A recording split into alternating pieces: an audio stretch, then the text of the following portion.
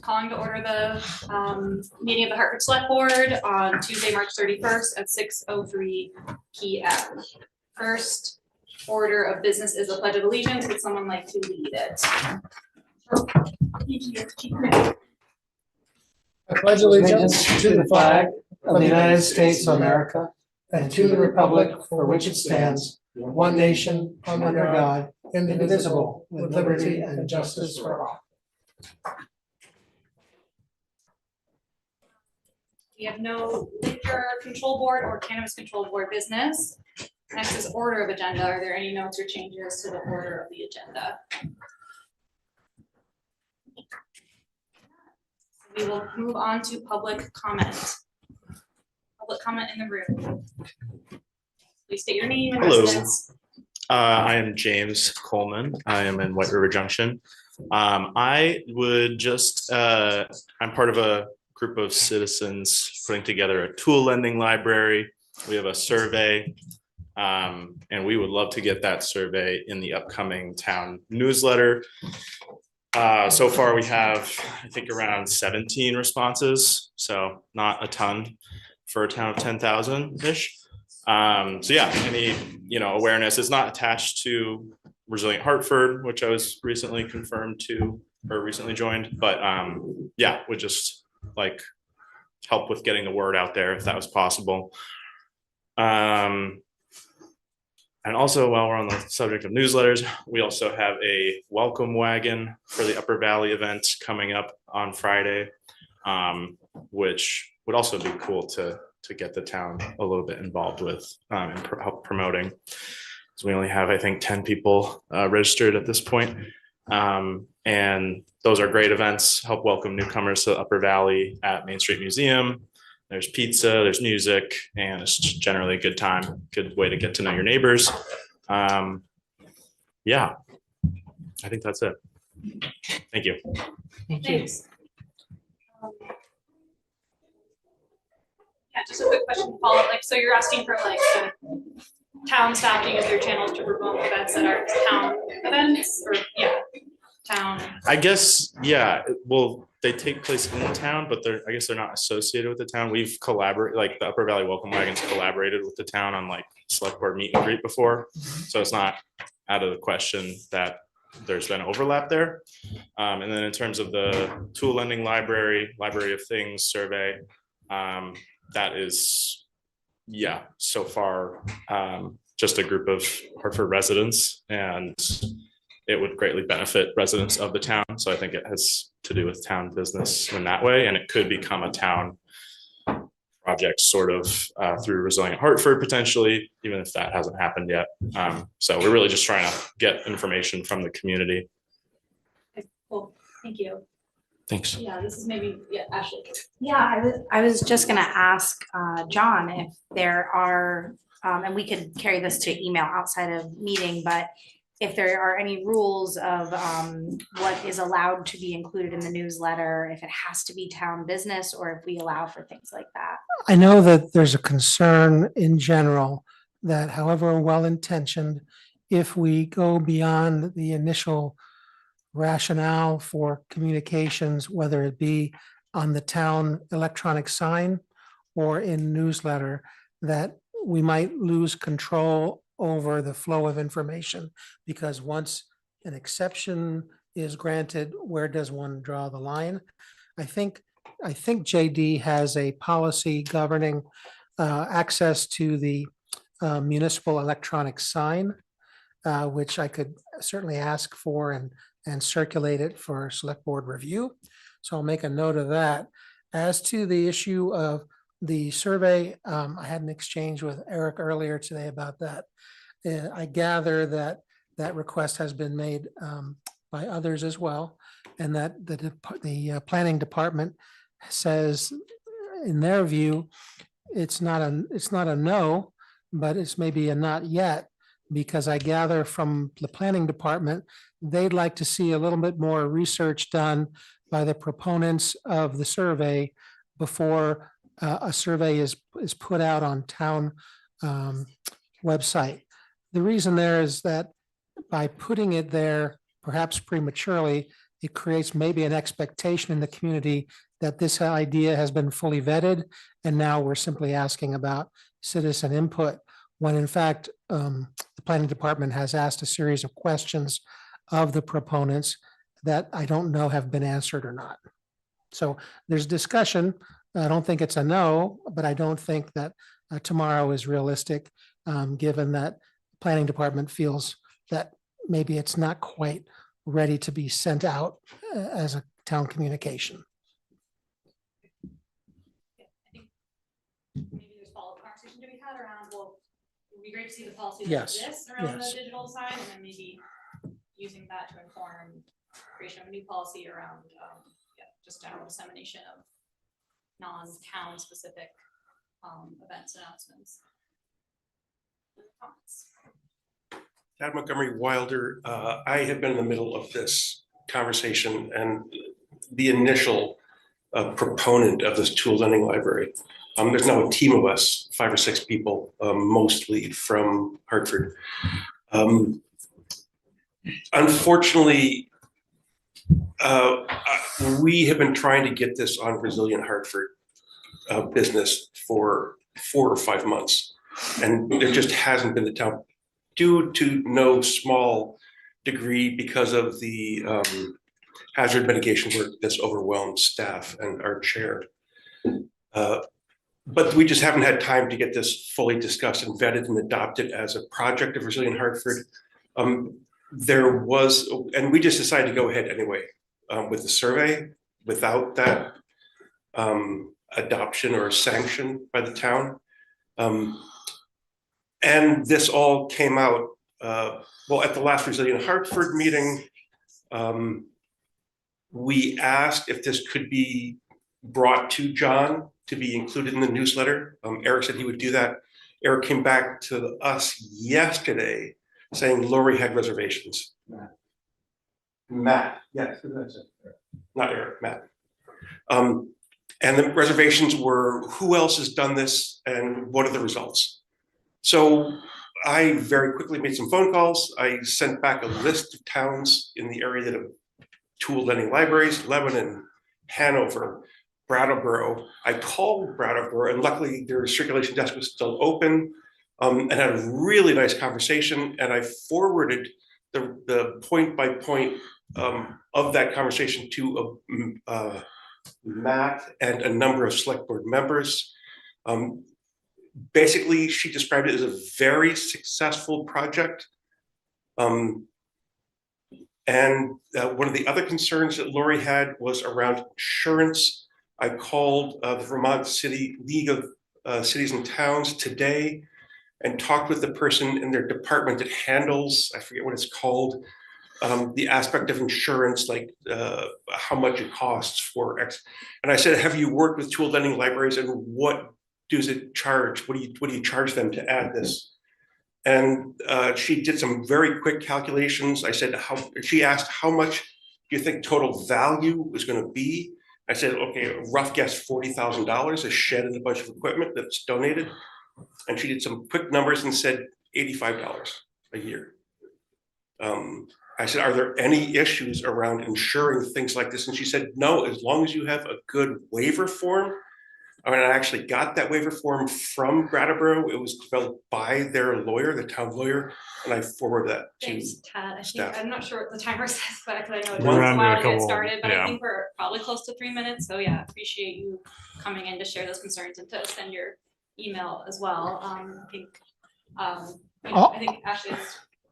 I would say a summary of all of that would be very helpful if it could be put into an email that we could share with the planning department, for example. I did. Okay, good. Yes, I saw that. Yes. Sorry, and I actually know if that's the right word to use. Our folks online are saying that there's a really bad delay and an echo.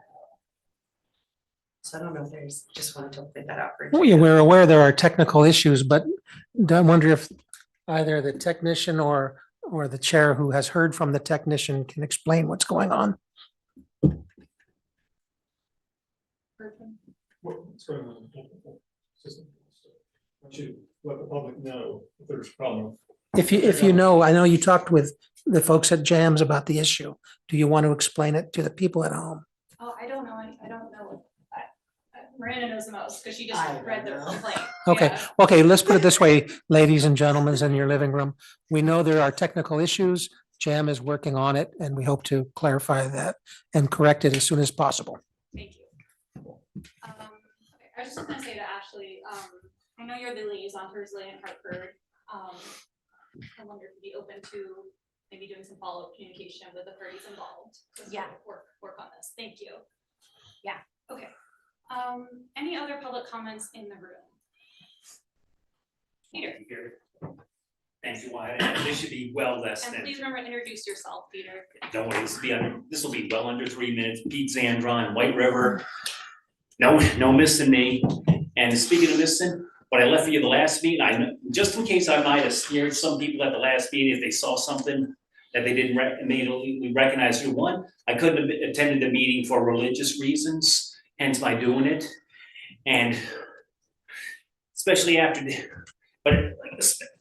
weekend, Stippy Hippie hung down with the war criminals out here. It's like, it's very important to keep facts on what's going on. Because this is an ever-changing world. Vermont and the world has not seen something like this since Solzhenitsyn was here in the region. And regarding when I have to talk with you and a few other members of the select board out in the hallway, yes, this is the first time I've noticed troublemakers at one of these events as well as after an event.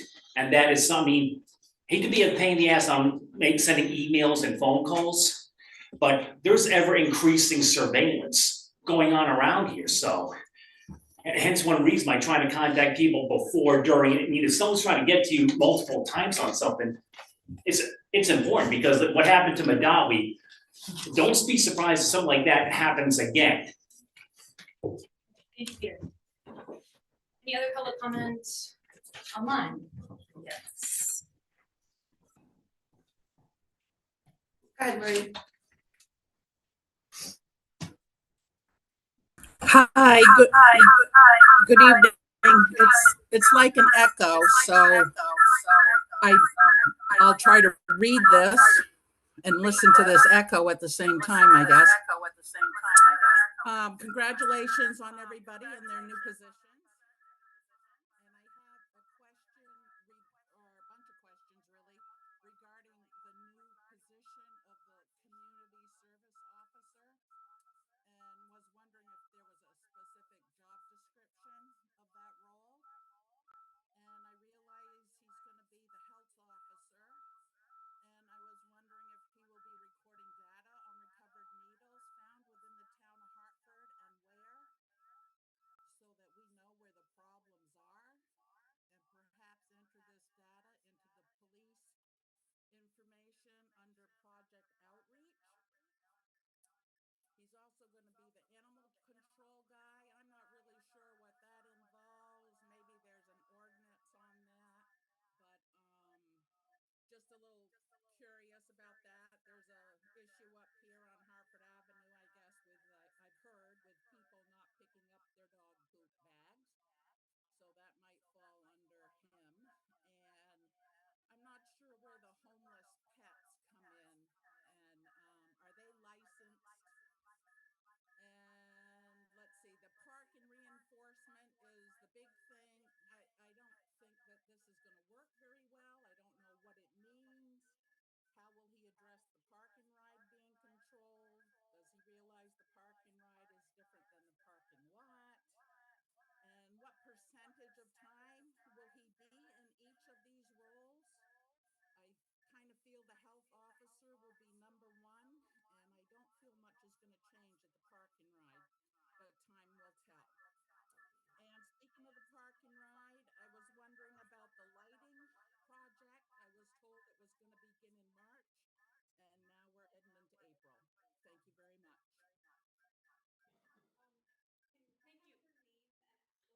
Marie Alvin and Wilder. Really apologize for the horrible audio. I think my can is gonna come back and hopefully try to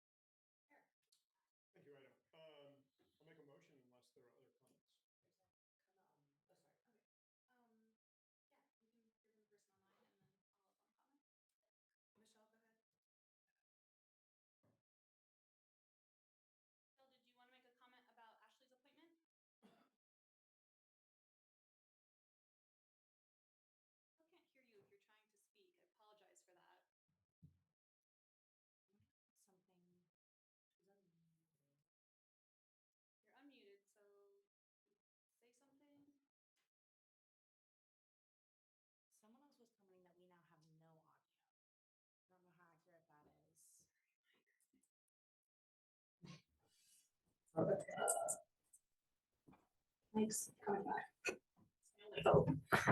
Sorry for the technical issues, folks online. Is there any benefit to doing like a reboot, taking a break? Like a Yeah, very brief And break? I'm so sorry, our jam person, I don't know your name yet. John. Ivan. Okay, do you have anything any updates on your end about what's going on technically? No, this is all new, like, Yeah, I don't know what's going on. okay. Yeah, they can hear nothing at home. I think Okay, I mean, what? Is that a what's the screen? process here? We don't have audio, should we stop the meeting? Is it a strange question to do almost like a reboot where you effectively would take systems down and bring it back up and maybe the audio would recover or do a reset on settings or? Yeah, Ivan, what do you think about that? Because we probably should not continue our meeting if people can't hear anything at home. Could you shut down Zoom and restart it? Thank you for your patience, everyone at home, but we're gonna close the Zoom meeting. And you'll have to, and then we'll restart it shortly. So thank you for bearing with us. We're gonna try, look, you can't hear us. Actually, no, he says now they can hear us. Oh, now they can. So it's Okay, coming okay, in and okay. out. So Okay, yeah, we're okay. restarting, There's Mike, so we might rebooting. Are we still gonna reboot? Or if they can hear us, are we good? Mike, do you have anything that you might report as to whether we're gonna have better audio over time or? Is it, so, people at home are saying they can't hear us, maybe they can't. So first there was like a very extreme echo, which we heard when people unmuted to, and then they said it cut out completely, and now we're hearing that it's back on, so we were thinking, like, should we reboot, or should we just try to proceed if people are? Let me go through the settings real quick. Are they saying that there's still a bad echo, or? I just asked that. Okay, thank you. No, the echo is Okay, gone. okay, maybe things are resolved at the moment, Mike. Okay, are they hearing an echo from you or only from themselves? When they come into the room, we're getting like this. Are you doing that? Kind of a Pink Yeah, Floyd effect. is someone on the test? It was very Pink Floyd. I don't know if you can test in the room because it'll automatically echo. I guess not. If you wouldn't mind, Jimmy, that'd be awesome, thank you. Do we want to see if Michelle is able to talk now? She just logged off. Dan Fraser, do you wanna see if you can unmute and talk? Yes, Oh, yes, I can hear you, and I've been on the meeting since the beginning, and I've had no problems. A little bit of echo when Marie spoke, but can hear people in the room fine. There's been no issue. So okay. And you sound exceptional. You sound great. Thank you, Dan. On that person. Okay, Okay, yeah, I'm getting messages that it's working. from Okay, other people. okay, we're all good. All right, thank you, and thanks, Mike, I'm sorry. Eric, Thanks for the, There's a motion on the floor. No, not yet. No motion on the floor. Michelle, Um, looks like Michelle, you should be able to Okay, talk. Michelle, let's give it one more try. Go ahead and unmute and see if we can hear you.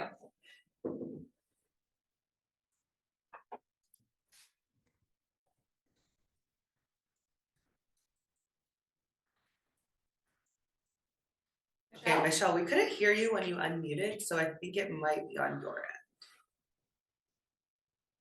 All right, Michelle, if you can try sending an email, that might be the best. Send an email to Okay. Ashley.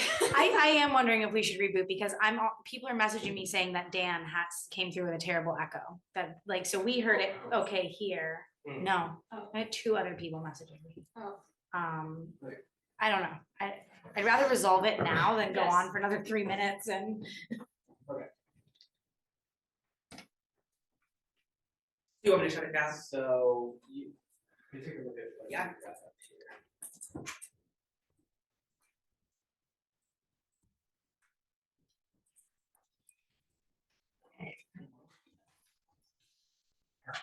So here's the way. So I'm using reset, so it's like. It starts. It's stop it.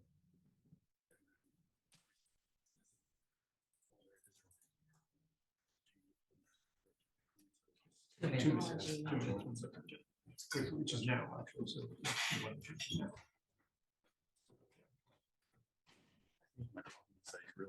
Yeah. Yeah, when you turned it around, it wouldn't go. Yeah. Sweet. And this is unrelated to the monitor? Oh, sorry. It's just weird, but. Oh, that. Yeah. I think they said the treatment is missing. That like little device, yeah, attendance is not.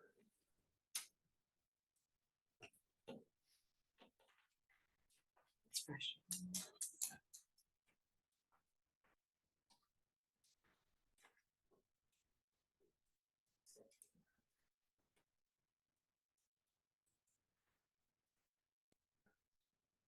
Do the test.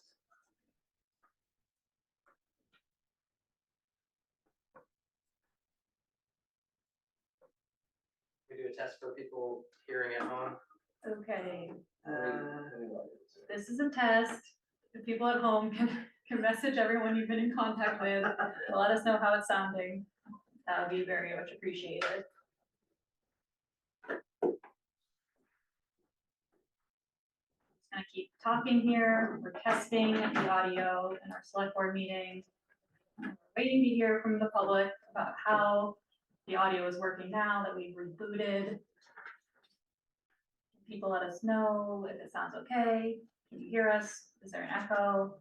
Can you understand? Mike says it sounds fine.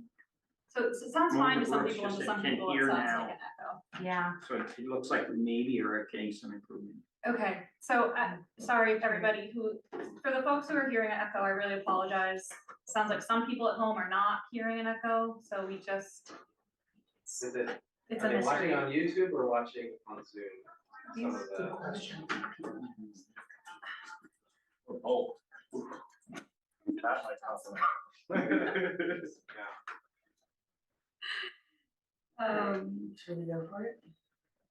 Oh, okay, so Mike's on Zoom, he said it's fine. Okay. Okay, Michelle, we'll go what? Cause your Joe Zoom says they can hear. Okay, Michelle, you're unmuted. But we didn't hear anything.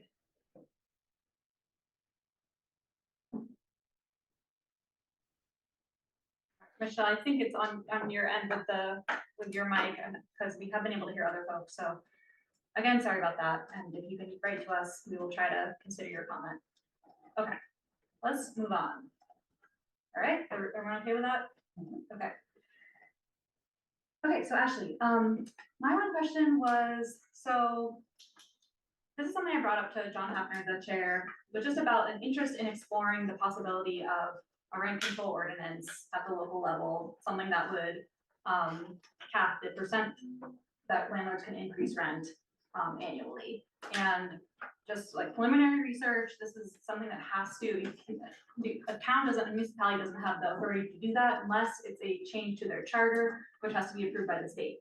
And Burlington has done that. I just was curious if you think that there's been any conversation or any interest in capacity among your committee to do more research into what that might mean for Hartford, and if that's something that the committee would be in support of. I don't know if I can speak for the committee, because that hasn't been a topic that I've been privy to a lot of conversation about, like with the Big Little Bill launching. I've heard a lot more about that, but I think that, there's definitely, I think one, a desire to investigate, to get a database and like get a sense of what the real costs are right now across the town from different, property owners. To really be able to then move forward with investigating like what may be needed, as far as regulation or like working with landowners and property owners.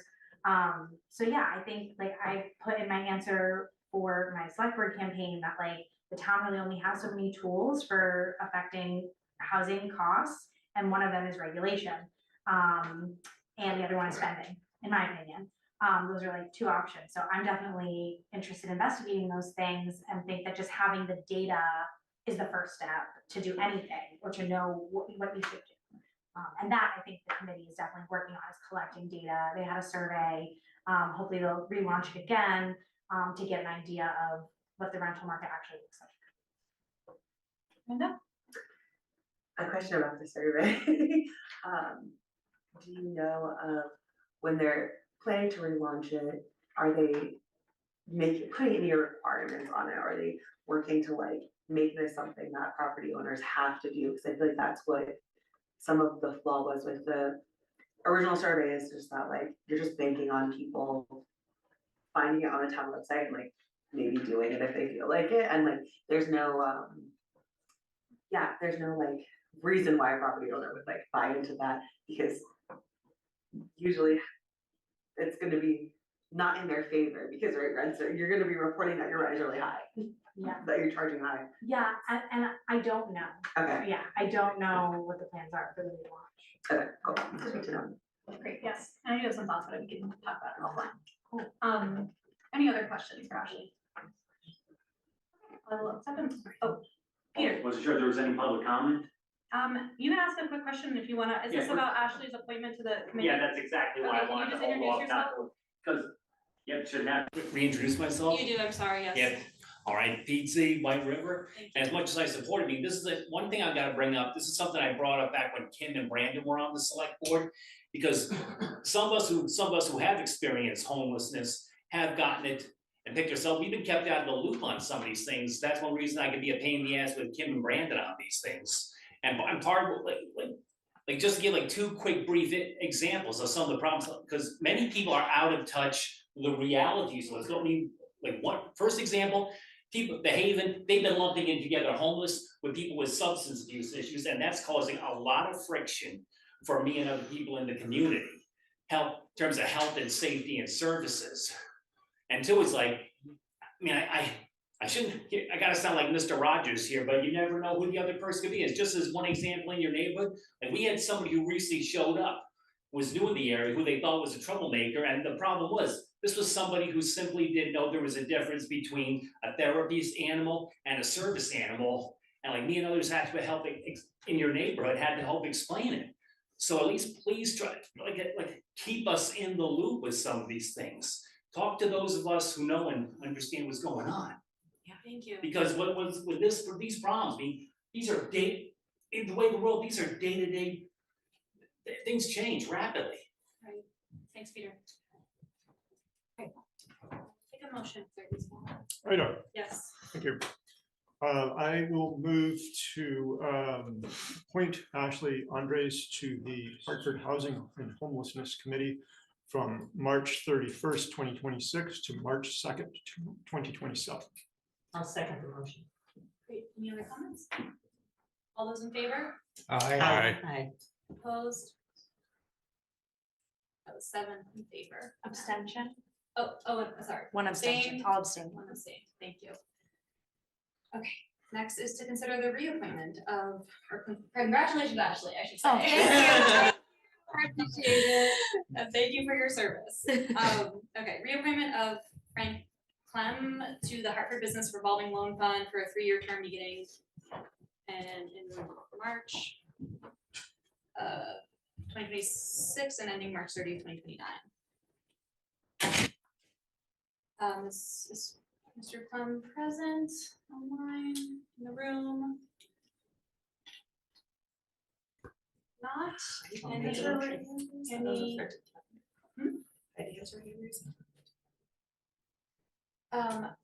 Heidi, is this a comment about the nomination of Frank Klymn? If so, you can unmute and speak.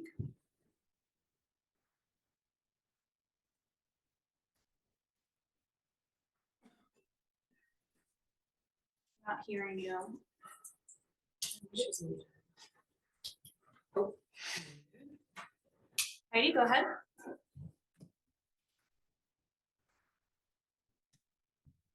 Can't hear. I'm sorry if you're trying to speak. Okay. Any other comments about this nomination? I will take a motion. Mary. Sure. I move that the select board reappoint Frank Klymn to the Hartford Business Revolving Loan Fund for a 3-year term beginning March 31st, 2026 to March 30th, 2029. Second that. Second by Eric. Any discussion? In favor? Aye. Opposed? Abstained? Great. Town manager report. Thank you very much, Ida. The town's new finance director, Eliza Fredrickson, who likes to be known as Lisa, began work yesterday, Monday, March 30th.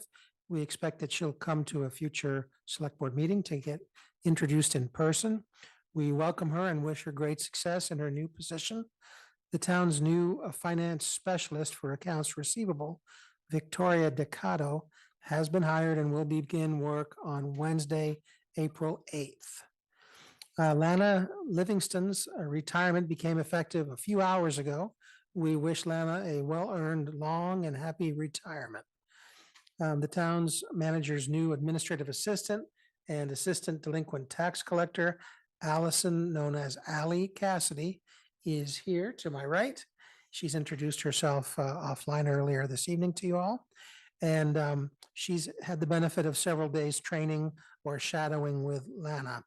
So we welcome Ally aboard and wish her great career with the town. I'd like to thank Eric Kraus, Select Board Vice Chair, for drafting a thank you letter to the members of the Bugby Building Committee for their hard work to identify priority short-term fixes to the building and to begin the important community discussion, which will be continued on the long-term facility needs of our seniors. I would ask the Select Board members to please take a moment at the appropriate time and sign the letter that's on the table. A few other things I'd like to mention, Ida. All dogs aged 6 months or older must, by April 1st of each year, be licensed. So we're coming up on that time. Please come to the clerk's office and do so. The fire department would like to note the fact that congratulations are in order for firefighter Gage Merritt, who successfully completed his advanced emergency medical technician certification and has now completed his probationary period with the department. His hard work and dedication are appreciated and recognized. Dana Clausen, our environmental sustainability coordinator, notes that members of the Energy Commission held the first Window Dressers 2026 organizing meeting with members of the Sharon Energy Committee and volunteers from Heartland. This year's build will be held at the town of Heartland's Town Hall and will run from October 8th to the 14th. Please be in touch with him if you'd like more details. The Communications and Media Specialist, J.D. Hawks, notes that he's been working with the IT director to republish town ordinances digitally. They are now searchable on the town's website. The new online format makes it easier to browse local laws, search by topic, and find the information you need. Please find it on the website. There are still a few updates to be made before it is fully updated. This could take, I'm told, up to 60 days for the vendor to complete that work. The updated personnel policy, the update to the dilapidated building ordinance, and an update to Chapter 20, which is the vehicles and traffic ordinance, need to be added and codified in that collection.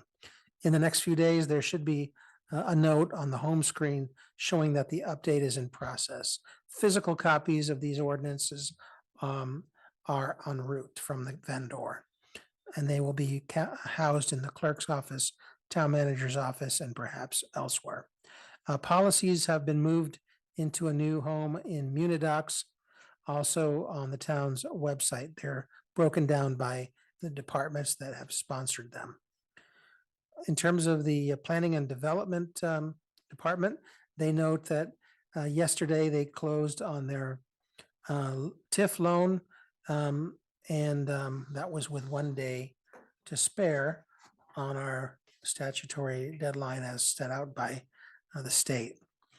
The highway department division within DPW notes that they are cleaning up tree damage around town, thawing and cleaning out culverts from fall and winter debris, pothole repairs all over town, and preparing the street sweepers for a spring cleanup of all that sand that was put down over the winter.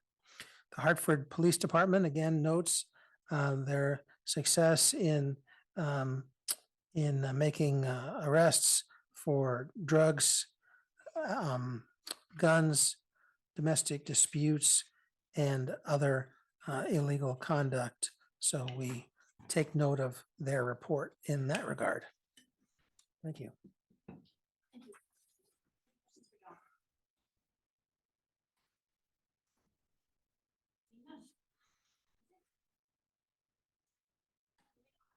board report motions and ordinances, and we have a set of action items to begin.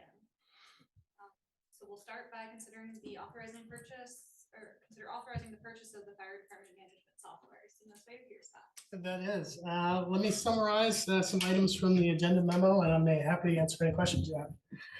So back during the FY27 budget discussions, I outlined the need to modernize and consolidate some of the software systems that we currently use into a single integrated platform. We noticed separate applications resulted in much duplicate work, increasing staff time to correct those kind of items.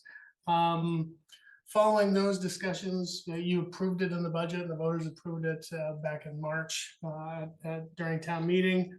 We've started to move forward with the contractor we're recommending, which is First Due, and engage them through the Sourcewell Cooperative Purchasing Contract to do that. We'd be discontinuing several of our software packages, and the intent is to get this implementation program started now so that we can July 1 start fresh with the contract with them. And a lot of these software packages renew July 1st, so terminate our contracts with them at that time to kind of coincide with both. In the first year, to include installation and training, the cost of the program is $27,464.50, with annual subscriptions and data hosting ongoing at approximately $24,310. And I'm happy to answer any questions you have. Any questions for Chief? Just briefly, I've run into this before where when you're getting out of contracts, notification periods, and sometimes they could be a little sticklers for that. So I know you guys are keeping an eye on that, but I just want to alert you to, like, if it's 60 days, like you might be hitting those cycles where they, just so you're not getting hung up on getting out of the old contracts. It sounds like a great path forward. So thank you. Excellent. I appreciate that. And I will take a look at our current contracts. Great. And one request, Chief, was in the financial impact section. I think it's especially helpful if you include like a budget code, if that's not too tedious to do. Oh, sure. In terms of like where exactly from the budget those amounts are coming from. Yep, I believe it's all coming from contracted services. Okay, great. Yeah, just for future reference in general for Oh, sure. agenda memos. Yeah. Yep. And John, I don't know if you could I will. general reminder to staff that I remember Kim would always ask for that. I think it's good practice. I agree. Okay. Any other comments? Okay. Motion, Eric? Thank you, Ida. As always, Chief, well done. I think this makes a lot of sense. Thank you. Relatively comparable in terms of cost, and it's going to save you guys a lot of work. So I think this is another excellent project. So I move to approve the fire department's purchase of First Due software as quoted under the Sourcewell contract number 030425-LME effective July 1st, 2026. Second from Miranda. Any other comments? All those in favor? Aye. Opposed? Abstained? Thank you much. Thank you so much. Thank you. Yes, Chief. Sure. Sounds like a big increasing efficiency. It's going to be a big project. Yeah. Okay. Okay, we're on to the opioid funding RFP.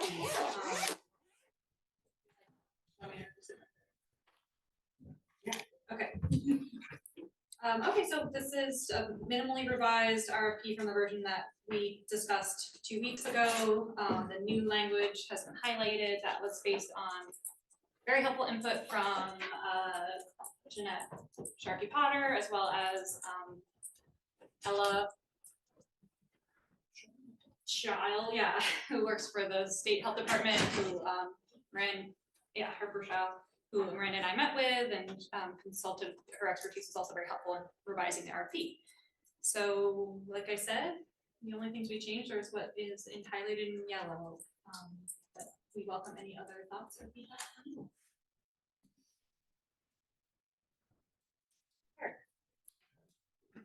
Questions? Right. Go ahead. One was concerning the applicants to the grant review committee. mentions that the board will review the applications in executive session. I wondered if there would be interviews in public session.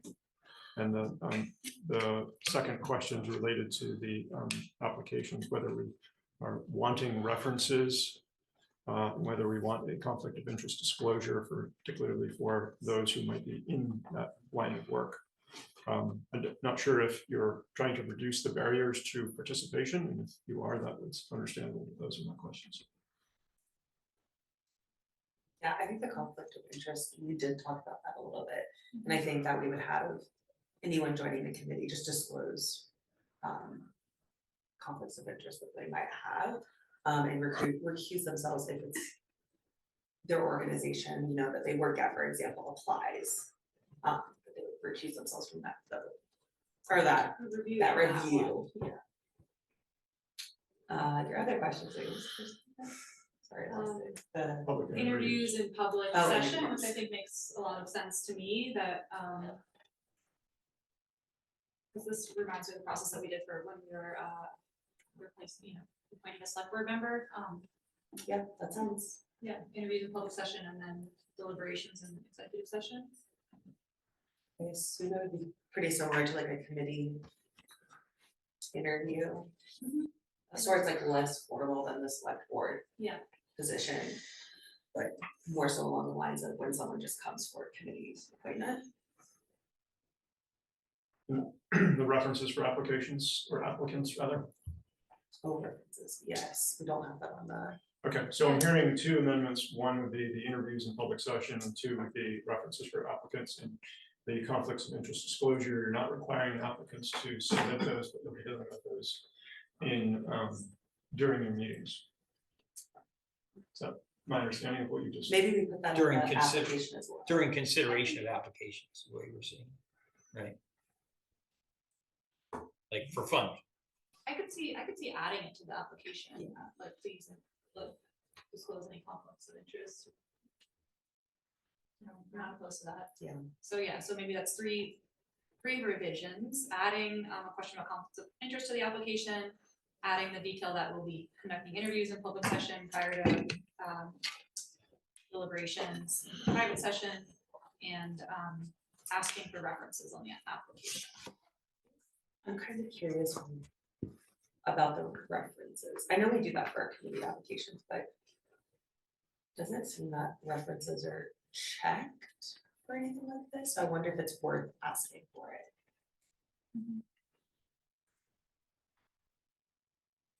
I checked references for when we had people applying for the position that Tim took. No, just for like committee though, like on our committee application, we ask for references, but we don't. As I believe that Lana's practice was okay. to provide those references to the chair, who then had the opportunity to check those references first in Mike Hoyt's case, and I gather maybe from Mary when she was chair. So for committee applications, we do check their references. Yes, I believe so. Oh, okay. Do you want to call my reference? I didn't realize that was part of the process. Okay. So we feel like that's worth it for the. Yeah, Yes, do you committee as well. have a strong feeling about it? Do you think it's important to have references for this position? I don't have particularly strong feelings. It just, I flagged it as an omission, and I wasn't sure if the goal here was to minimize the barriers to participation. Well, that is definitely one goal. Yeah. Especially if we're asking for folks, you know, that have experience and really close to the issue.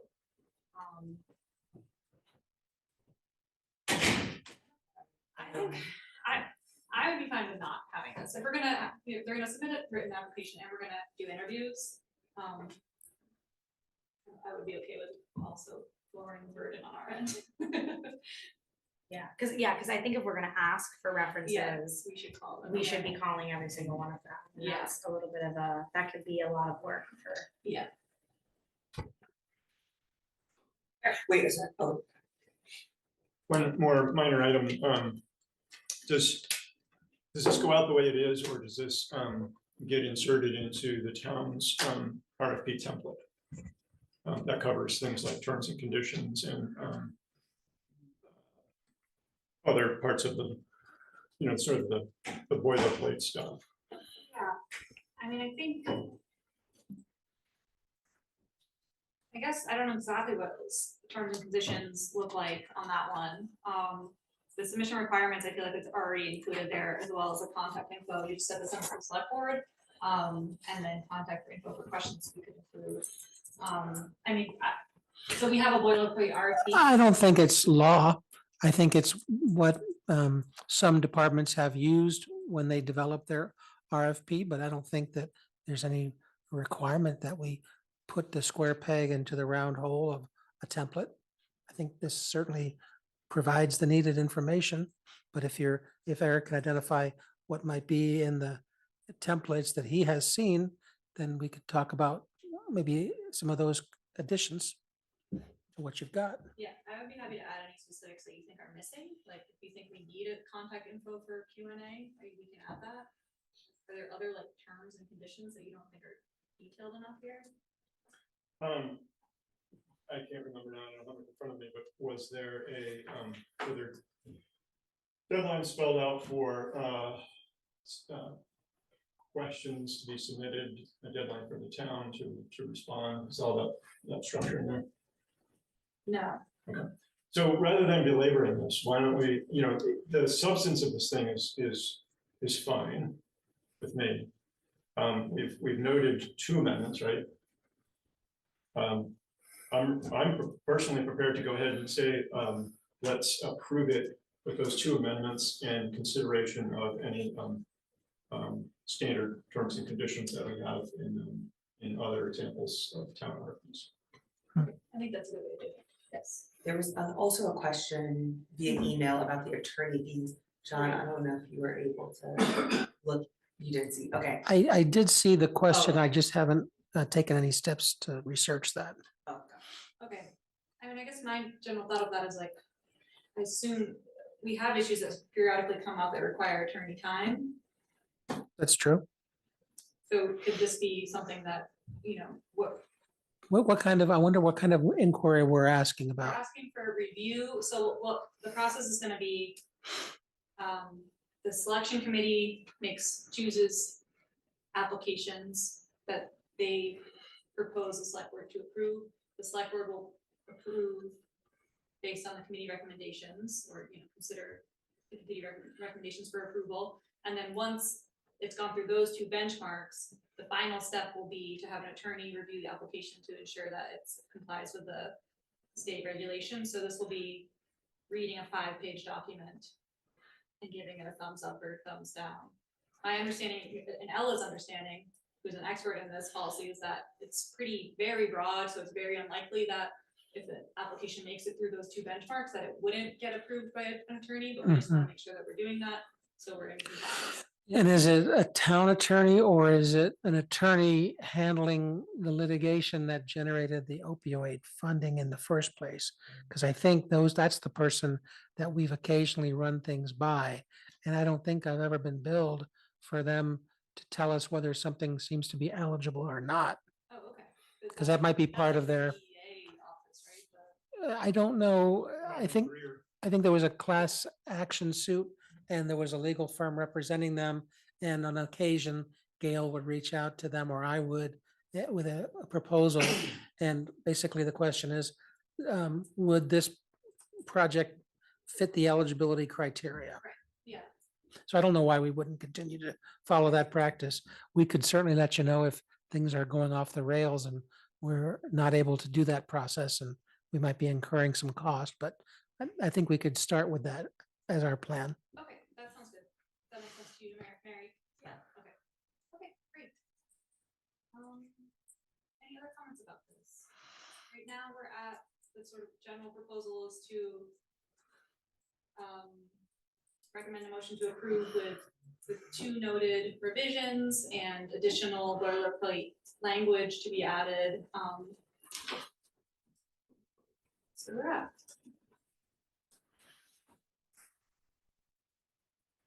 A motion if there is one. I'm not prepared to make a motion. Pretty tough. But, is there language in the packet? Page 120. Not too far. Sorry. Okay, no, not finding. Do it. Okay, I'll take the motion on. We make a motion that the select board approve the opioid settlement funds request for proposals, application process, and review committee structure as discussed, and with the modifications discussed tonight, and directs the town manager to work with staff to disseminate the RFP. In terms of discussion, is the next step for the authors to look at RFP templates, which we have supplied, for example, to Mary and with her project, and for you to make those changes, if any? Or was it your expectation that staff would do it? I just want to be sure we understand. Okay, good. Thanks. Second for that? There hasn't been yet. I shall second that, Tim. Seconded by Eric. Any other discussion? All those in favor?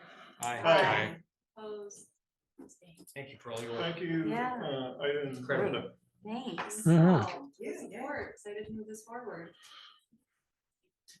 Okay. All right, the next is the tier 1 land use designations.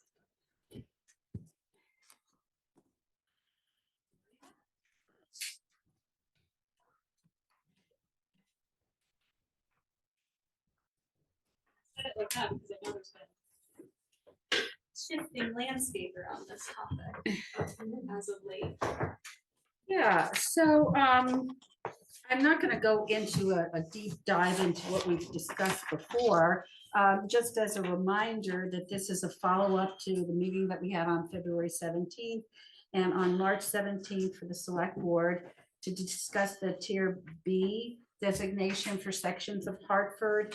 And that's coming around as a result of the State Act 181, which was approved in 2024. And we've overhauled that. The state is looking at that. There's a number of tools there, and one of them is giving some relief for Act 250 process.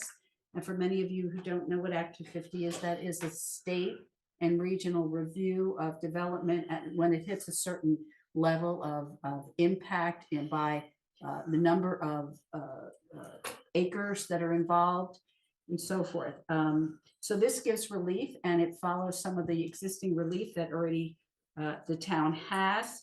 And so the next step really is whether or not the town wants to continue on this path going forward with how it applies under the new state land use designations. And in that regard, there are areas that are designated in the regional plan as our village center areas, as our downtown areas, as well as village growth areas, so in downtown centers. And the question is whether or not you want to pursue this. I do want to bring it to the board's attention, and that I wrote in the memo is that, and for the public, that there are some changes that are in process at the legislative level. They have passed the Senate. We have not, as of this afternoon, we could not find any full documentation that it had passed the House. So we're anticipating that that is still an unknown. But what it does is it recognizes that there's some time relief that municipalities, not just ours or regions around the state, are asking for some additional time to understand the impacts within the local communities, as well as understanding some of the relationship between Act 181 and some other regulations at the state level that have come about within the last few years. And they intersect, there's some questions about how to do that and meet certain deadlines by certain time periods. So for the town, that means that it could adjust the timeline by when the interim relief or exemptions from Act 250 would continue.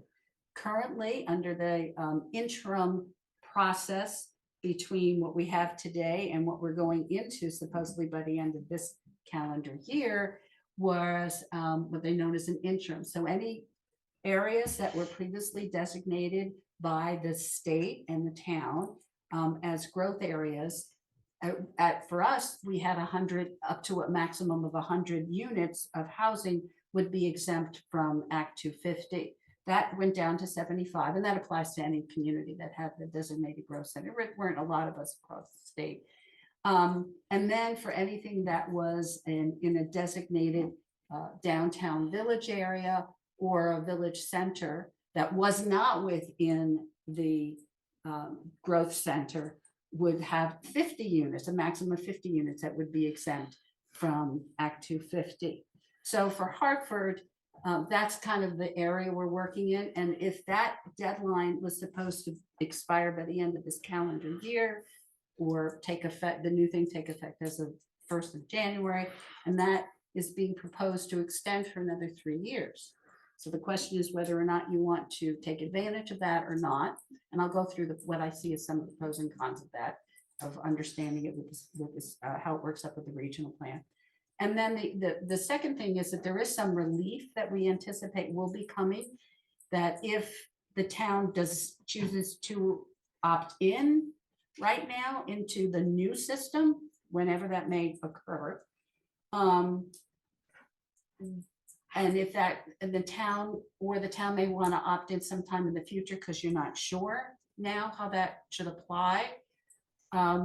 It had been looked at in the past as being tied to the 8-year cycle or whatever the cycle is for the regional plan that we're in for their updates. Well, they're talking about having some relief for that period of time where it could be almost done like an administrative function. And you wouldn't have to wait until the regional plan updates. And that could be a long period of time. And that as far as we understand, and there are a lot of those, do we really understand it correctly moments with this legislation. We think that would also apply to opting out. So if you opted in and you decided that's not a good thing, could you opt out? And fairly simply, that too is within this bill of changes, and we don't know whether that will pass. What we can say is that there were 2 times it was read in the House and it passed on to the next level for in committee. So what we anticipate is that we may or may not know by the deadline that this has to go in to the Regional Planning Commission so that they can meet their deadline for submitting stuff to the State Land Use Board for review in a draft form. But certainly by the time it gets into the formal process, we do expect that we will know by June whether or not this bill passes, and maybe earlier. So Matt and I have been discussing a lot, and we've been discussing with the Regional Planning Commission, what's the best track for the select board at this juncture? So I just want to give some clarity on what the checkoff box is that we have. As we were going through it this afternoon, it appears that there is really the only ones that are ready that we can confirm meet the statute requirements are all of the village centers and all of the areas that are, most of the areas that were in our growth center area. So it involves what we might call upper White River Junction and takes you up towards Wilder, and then it takes you a little bit over towards the village center areas. So Hartford Village is its own designated village center. Queechee is its own designated village center. And then White River Junction and Wilder are in the growth center. So that would be covered automatically. We don't believe that West Hartford Village will qualify. It's not on a town water or sewer, and it does not have, I don't feel we could at this point say that it has the capacity to do on-site group wastewater treatment systems. That may change sometimes in the future once some studies are done, but we don't feel like it would be qualified. And frankly, it's a lot in the flood zone. And is that the best place for us to be targeting up to 50 units of development not being covered through Act 250? It currently doesn't have any exemptions from Act 250. So we don't feel that we should extend that necessarily until we know that, a little bit more about that. Yeah. So. Would you mind if I pause just for 1 second? So just so we're all clear, maybe we can take few questions at this juncture if people have them, but just on exactly what the decision point is tonight, it's whether to move forward with the recommended approvals that we've been discussing, or to delay that decision to a later date, given that there's some unknowns with the state legislation. Correct. Okay. And yes, that, I think that is it, and it would not include West Hartford Village. Okay. Okay. Can we just see if people have questions at this point? Sort of direct, because I know we're just running a little behind schedule, so I'm just trying to make sure we can be as focused as we can with this discussion point. So any yes questions? Thank you. I guess it would be helpful if you broke it down into an act or no act matrix. So if we decide to take action tonight, give us the ramifications. If we decide to postpone, what are the ramifications, pros or cons? And let's split those out really clearly. And I Okay, think that would help that's- me because I'm getting quickly lost again. Okay, so if you want to act, what it does is it assures that it will be put in the Regional Planning Commission recommendations to go to the state, that they're trying to tie this all up within the end of the first week of April. Or by April 10th. They're trying to get all of their documents. That is not finalized. It is in a draft form. I was speaking with the representative from Two Rivers. I believe that you could still pull that out because it's not final. So you could pull that out. One thing we don't have an answer to is if it's living side by side, you're in the interim, which for some areas means 75 units, and you're in the tier B, new tier B, and that's 50 unit limit. Does one rule over the other? If you've already put it into the regional plan, we don't have an answer to that one. But I believe we will have an answer to that, probably fairly clear on, because I think the state board recognizes that there are a lot of discrepancies that have to be cleaned up, and they're going to have to do something to answer those questions. So my recommendation is don't lose the opportunity now if you feel that that is the route you want to go. Put it in and we will see where we go along the route. And then if we need to pull back before I think we will have ample time to do that before we're into the final stage of adoption. Okay, thank you. That is clarifying. So it sounds like if we act, there are some potential benefits that go with that. And we also can rescind that action at a later date. And if we don't act, then we lose some potential benefits that might be in the pipeline. Ashley. Well, that was what I wanted to clarify, was if we don't act, what are the repercussions of that? If we don't act, we don't know what's going to get passed with the state changes, and they can get just carried over to the next legislation, and then you miss the deadline to get it into the regional plan at this point. And you need to be in the regional plan in order for Tier 1B status to be considered by the state land use board. And to your knowledge, this, I guess, given that there are so many unknowns and delays at the state level, that's not trickling down to the regional planning, that there's an allowance for towns to get more information before? That has not yet been determined by anyone because the changes that would allow for those things have not yet been approved. So whatever is in Act 181 now is what stands. We know what's being proposed for changes, but that has very hard deadlines that have to be met at the state level and at the regional level, which then translate down to what we have to do. Okay. Okay, person online. Mike. Hi, everyone. Can you hear me? Yes, please Yes. introduce yourself. All right. Awesome. So this is really interesting. Oh, can you introduce I am- yourself, please, Mike? Oh, yeah. Sorry. Mike Hoyt, West Hartford. Thank you. I'm on the legislative committee that's dealing with all this stuff. And so the Senate passed Bill 325, just came to our committee today. We're walking through it tomorrow. But yeah, it basically extends the timelines for the implementation of Act 181. The Senate sent over something, I think it was extends everything out to 2030.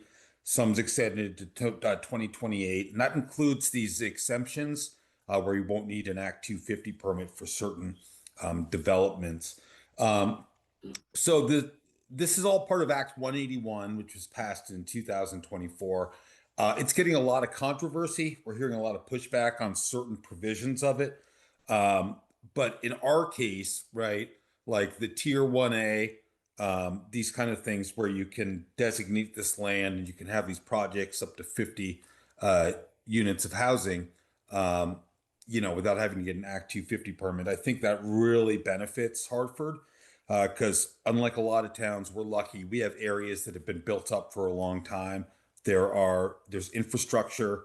I think there's like an inclination to try and provide workforce housing, not only for like the VA, but for the hospital and the college. But I will tell you, I think I can guarantee that parts of 181 are going to be extended. I don't know if it will be by the same amount of time the Senate bill is suggesting, but I think we're going to see some stuff pushed off just to give people more time. But I really agree with what Lori said about maybe just, you can always rescind what you want to do. And I know there's uncertainty, but sort of getting your preferences into the Regional Planning Commission is probably a good idea. So thanks very much. Thank you. That's very helpful. Other comments from the board? Eric? No. I was going to just float some language, not making a motion, but just putting some language out there so we can see whether we're in the sync, right? Is that okay? Sure. Fine. Yes. Please. So sounds like you're saying West Hartford, you want to exclude West Hartford. So would the motion be something like the board would move to approve the Tier 1 area designations for lands in Hartford currently proposed on PWORK's draft regional future land use map for downtown village centers, village areas, and planned growth areas, excepting West Hartford? Except West Hartford, yeah, correct. And we could put that same language on the thing that you need to do, but we also have to have another piece to that, which is to authorize the select board chair to sign on behalf of, to sign the Tier 1B municipal request form on behalf of the select. Got it. Ashley. Yeah, I think I need a little more certainty around the ability to rescind the decision. So it's not a binding decision, or is there a date at which we no longer can? Yeah, I guess it's like, well, we can do it, but then we can undo it. And so I can give you that clarification. Okay, so the Regional Planning Commission, in order for it to be eligible, has to be in the Regional Planning Commission update of its land use plan. They are finalizing the draft of that. We still have 2 stages of review to go with at the regional level that they have to notice. And then the public can come in and they can say, hey, that doesn't work for me. They've been doing it in community meetings and in Regional Planning Commission meetings, but now it's coming out in a draft form. So that could be an opportunity for it to be pulled back. And that I suspect we will know because that's in June. So it's April and May that they're floating the draft. And, we can have a check back. Mike, it's good that Mike is on the committee so he can give us a fairly good update, in good time. And if it looks like it's going through, then we can decide which, if they're making changes or whatever and come back. Maybe your motion should be, unless, I don't know, if there's anything there that you have concerns about. It can just come back to the board as an update and then you can rescind it. Does that answer your question? it does. I think the piece that I'm struggling with is understanding the April 10 deadline. Is that a state deadline or is that a regional planning commission? That's a regional planning commission deadline that they have set for themselves so that they can meet the state deadline of submittals for this draft for the tier designations and the land use plan that they have. And that is what they will present in sometime after June. Well, to the state, like what is their deadline with they the have state? to go, there are, actually there's a memo in here that actually goes through their deadline that was part of the submittals that I gave to you, and I can go through that. Okay, here it is. So in April and May, the Two Rivers Board will finalize the first hearing draft. In June and July, the first hearing draft will be out to comments, including the 60-day pre-application review by the Land Use Review Board. In August, the first formal public hearing will be held. In September, the draft will then be revised into a final public hearing draft. So we've got time on that. And in October, a final Two Rivers hearing will take place, followed by adoption that evening. So there are several opportunities along the line, and certainly one that's very close coming to when the legislative session will end, and we will know what the status is of S 325. Okay, thank you. Okay, just noting that we've been talking about this for about 20 minutes. Yes, Ashley. Okay, yeah, my last comment is that I don't feel good about moving forward with this, just because there's so much uncertainty, but I also don't want to miss opportunities. I don't want to get caught up in like the bigger like conversation and lose out on that, like, this does seem good for Hartford and that we're in a good position. But I kind of feel like frustrated that we're pressured to make a decision at this time, given all the uncertainties at the state level. I don't know if any other board members feel that way, or it would be helpful to feel if other people understood it at a different level and had more confidence. I come at this from a very different angle, and it is that it's kind of a weird animal because the state, basically the impetus of all this was the argument that Act 250 was causing this problem in Vermont related to allowing housing projects to happen, et cetera, and it was very anti-development and blah, blah, blah. And I just think the starting premise is wrong. I think that it's a weird animal anyway, because if you look at the Regional Planning Commission, they represent such a variety of towns with such a variety of different overlays and issues. I mean, if you think about Hartford, you guys have a very solid program around land use. We have water sewer infrastructure in certain places and not others, as you've indicated. You look at a town like Heartland, which I served on that planning commission for 6, 7, 8 years, totally different animal in terms of like development challenges and what they want to restrict and not restrict and what the overlays are.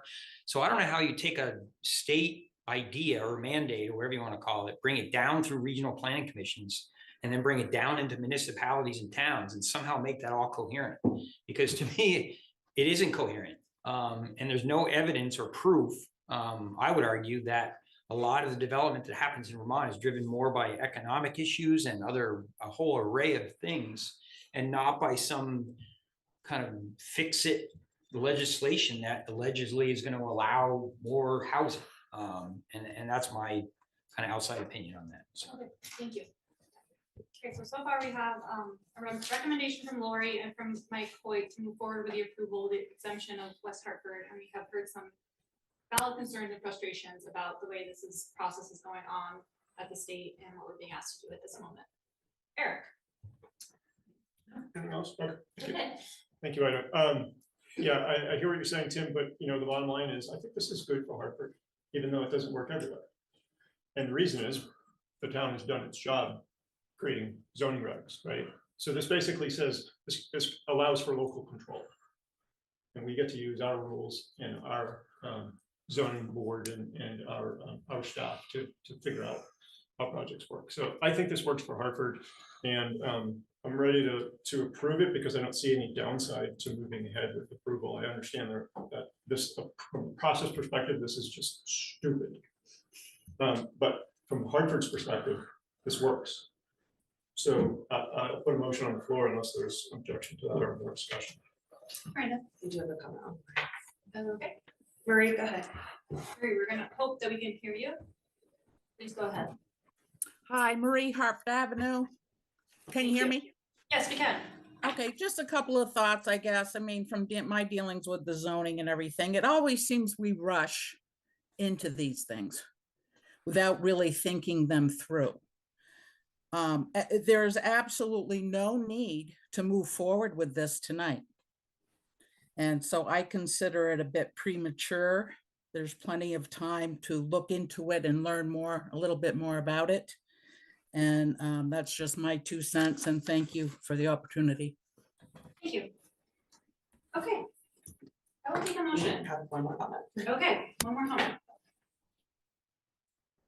Go ahead, Mike. Mike, Thanks, everyone. I just wanted to remind everyone, I think this is, Lori sorry, mentioned- Mike. Oh, sorry, Mike Hoyt. Thank you. Yep. I think Lori mentioned that, under the existing law, there is a deadline coming up. And although we have a bill in committee to extend deadlines, bills don't always pass. You never quite know what's going to happen, So if the prudent course is to make your decision tonight and then it gets extended, that's fine. There's no harm there. I just wonder, and Lori may know more than me, like if we don't get this decision done tonight and this bill that the Senate introduced is in our committee doesn't pass, where does that leave us? So that's just my thoughts. Thank you. Thank you. Okay, I think we've had some rich discussion around this. I'm going to see if there's a motion that wants to be offered at this point. Yes, I would like to make a motion. thank you, Eric. Go ahead.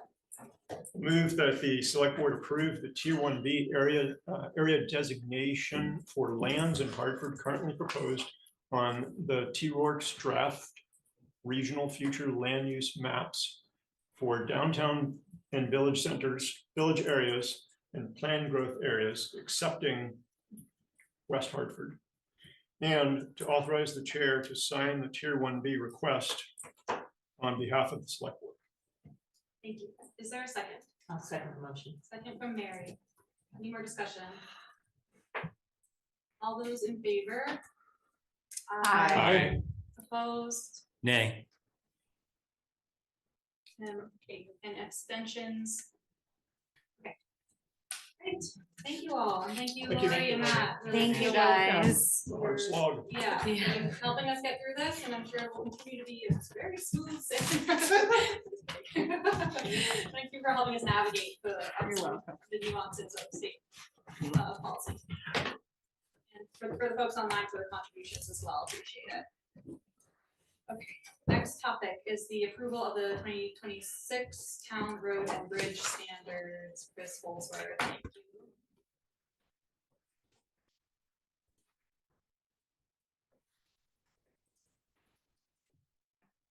Good evening. I'll try to be very quick about this. A few weeks ago, we certified and we've adopted the 2019, which is the minimum state standards.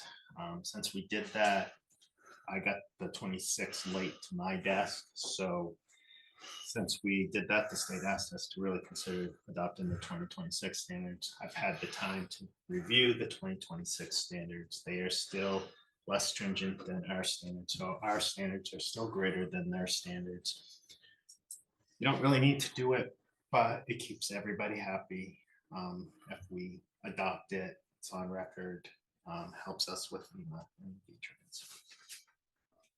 So I'm just making the recommendation, whether or not you accept it or not, to adopt them. In a perfect world, moving forward, we'll have time to update our own ordinance at some point and just incorporate them within our ordinance, which is more going to apply to class 4 roads than it does our class 2 and 3 roads. So that's my recommendation, is that we just move forward and update and adopt the 26. Thank you. Any questions for Chris? Mike? So you you're awake. Oh, yeah. Any questions? Okay, I will take a motion if there is one. Miranda? I move that the select board adopt and sign the 2026 town road and bridge standards and sign the revised annual town and bridge standards certification form to be provided to the district transportation administrator. Second. Second from Tim. Discussion. All those in favor? Aye. Opposed? Abstained? The next. Thanks, Chris. Thank you. Is that all for you tonight? No, we Oh, don't. no. Okay. All right, we can move on to Country Lane storm damage repairs update. Okay, so my comments are limited due to not being the FEMA representative on this project while the event happened, or the representative of Hartford to FEMA, I should say. So this repair was delayed from the 2023 event. We have received estimates to construct the road now. We put it out to bid, got the estimates in.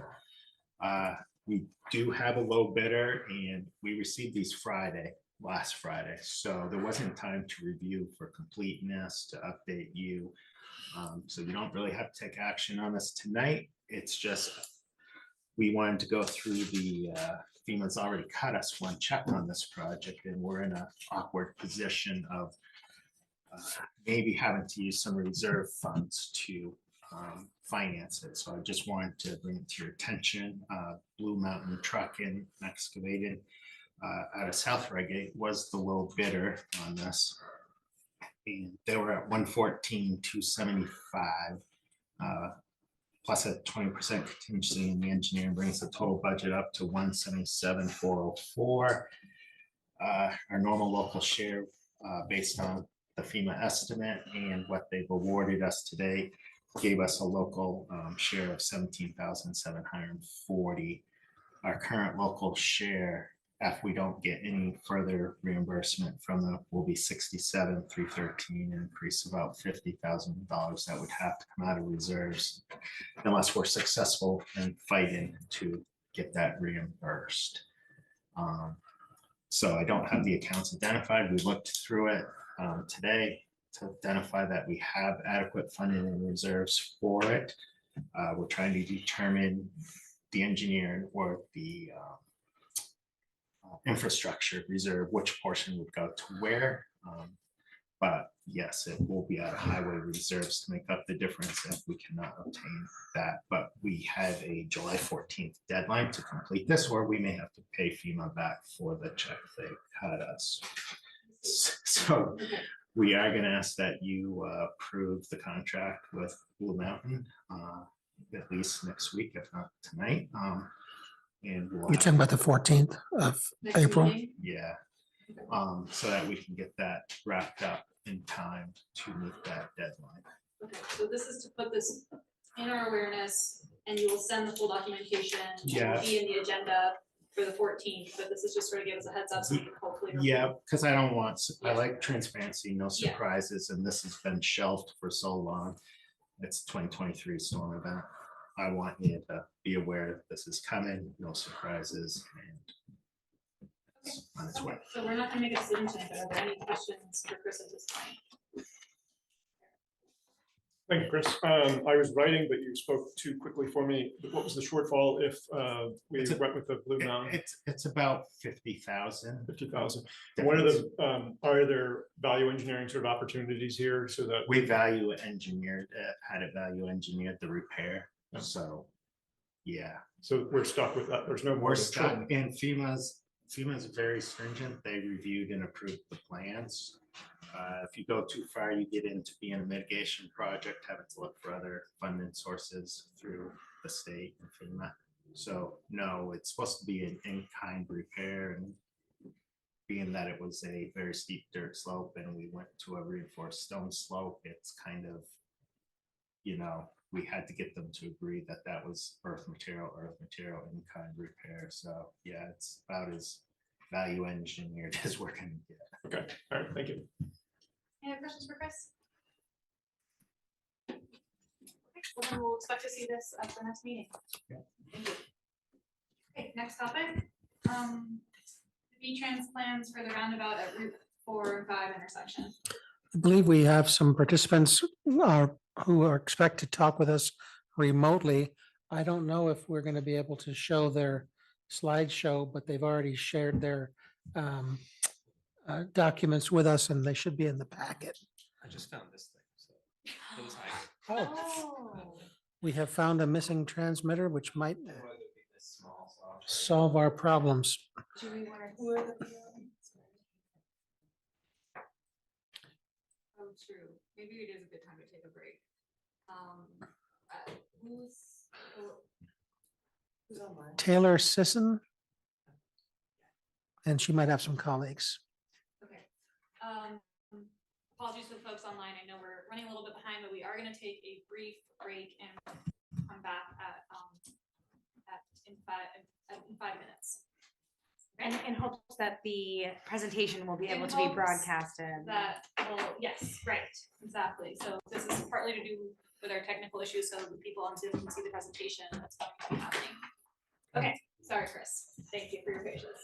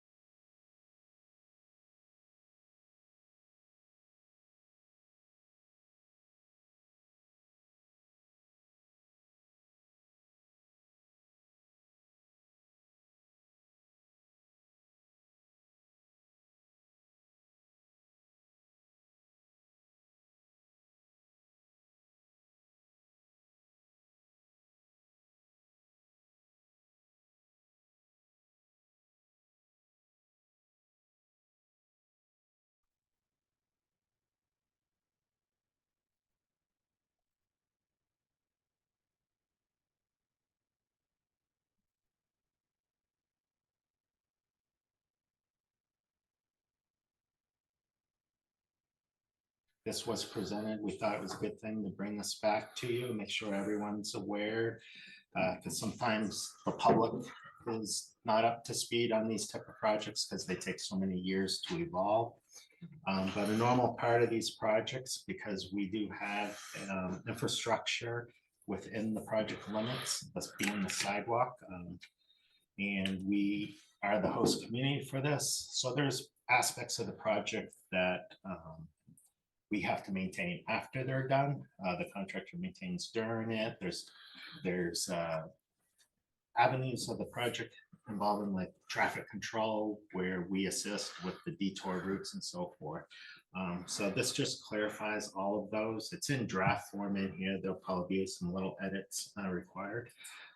But basically tonight, I'm going to ask you to authorize John as the duly authorized agent to execute the final maintenance agreement. But again, just want to bring this forward to you so refamiliarize yourselves with the project. And I'll turn it over to Taylor. Yeah, thanks. And actually, I'm joined by our design consultant. Is there a way we could add another person to the presenting panel? You can tell me what their name is. Yeah, it's Steven Sacco. Okay, give them a second because it'll make them rejoin. Thank you. And are you going to share your screen, or do you need someone on our end to share? I can share. Yep, I can share. Or Steve, I don't know. Do you want to share? Either way. Yeah, if you got it, I can. I've got it open. Yeah. Yeah. Well, anyway, thanks for having us. I'm Taylor Sisson. I'm the VTRANS project manager for the Roundabout project. And I'm joined by Steve Sacco, who is our project engineer from our design consultant, Lochner. So let me just share my screen. Actually, Taylor, it might make more sense if I bring it up here. Oh, sure. Okay. Yeah.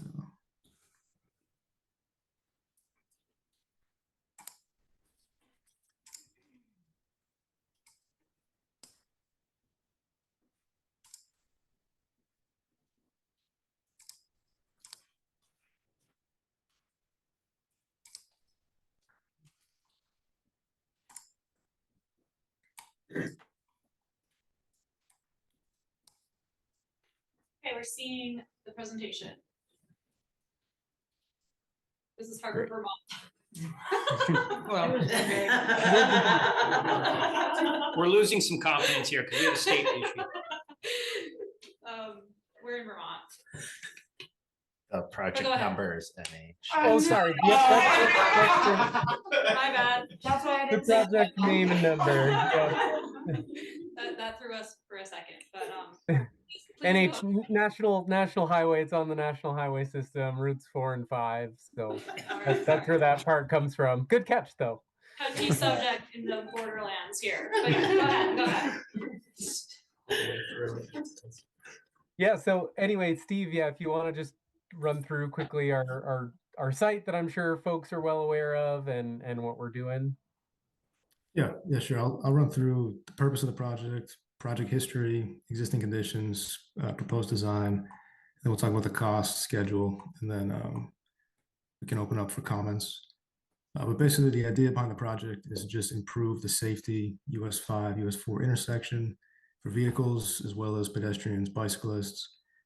At the same time, improving the accommodations for pedestrians and bicycles. So this project goes back about 5 years.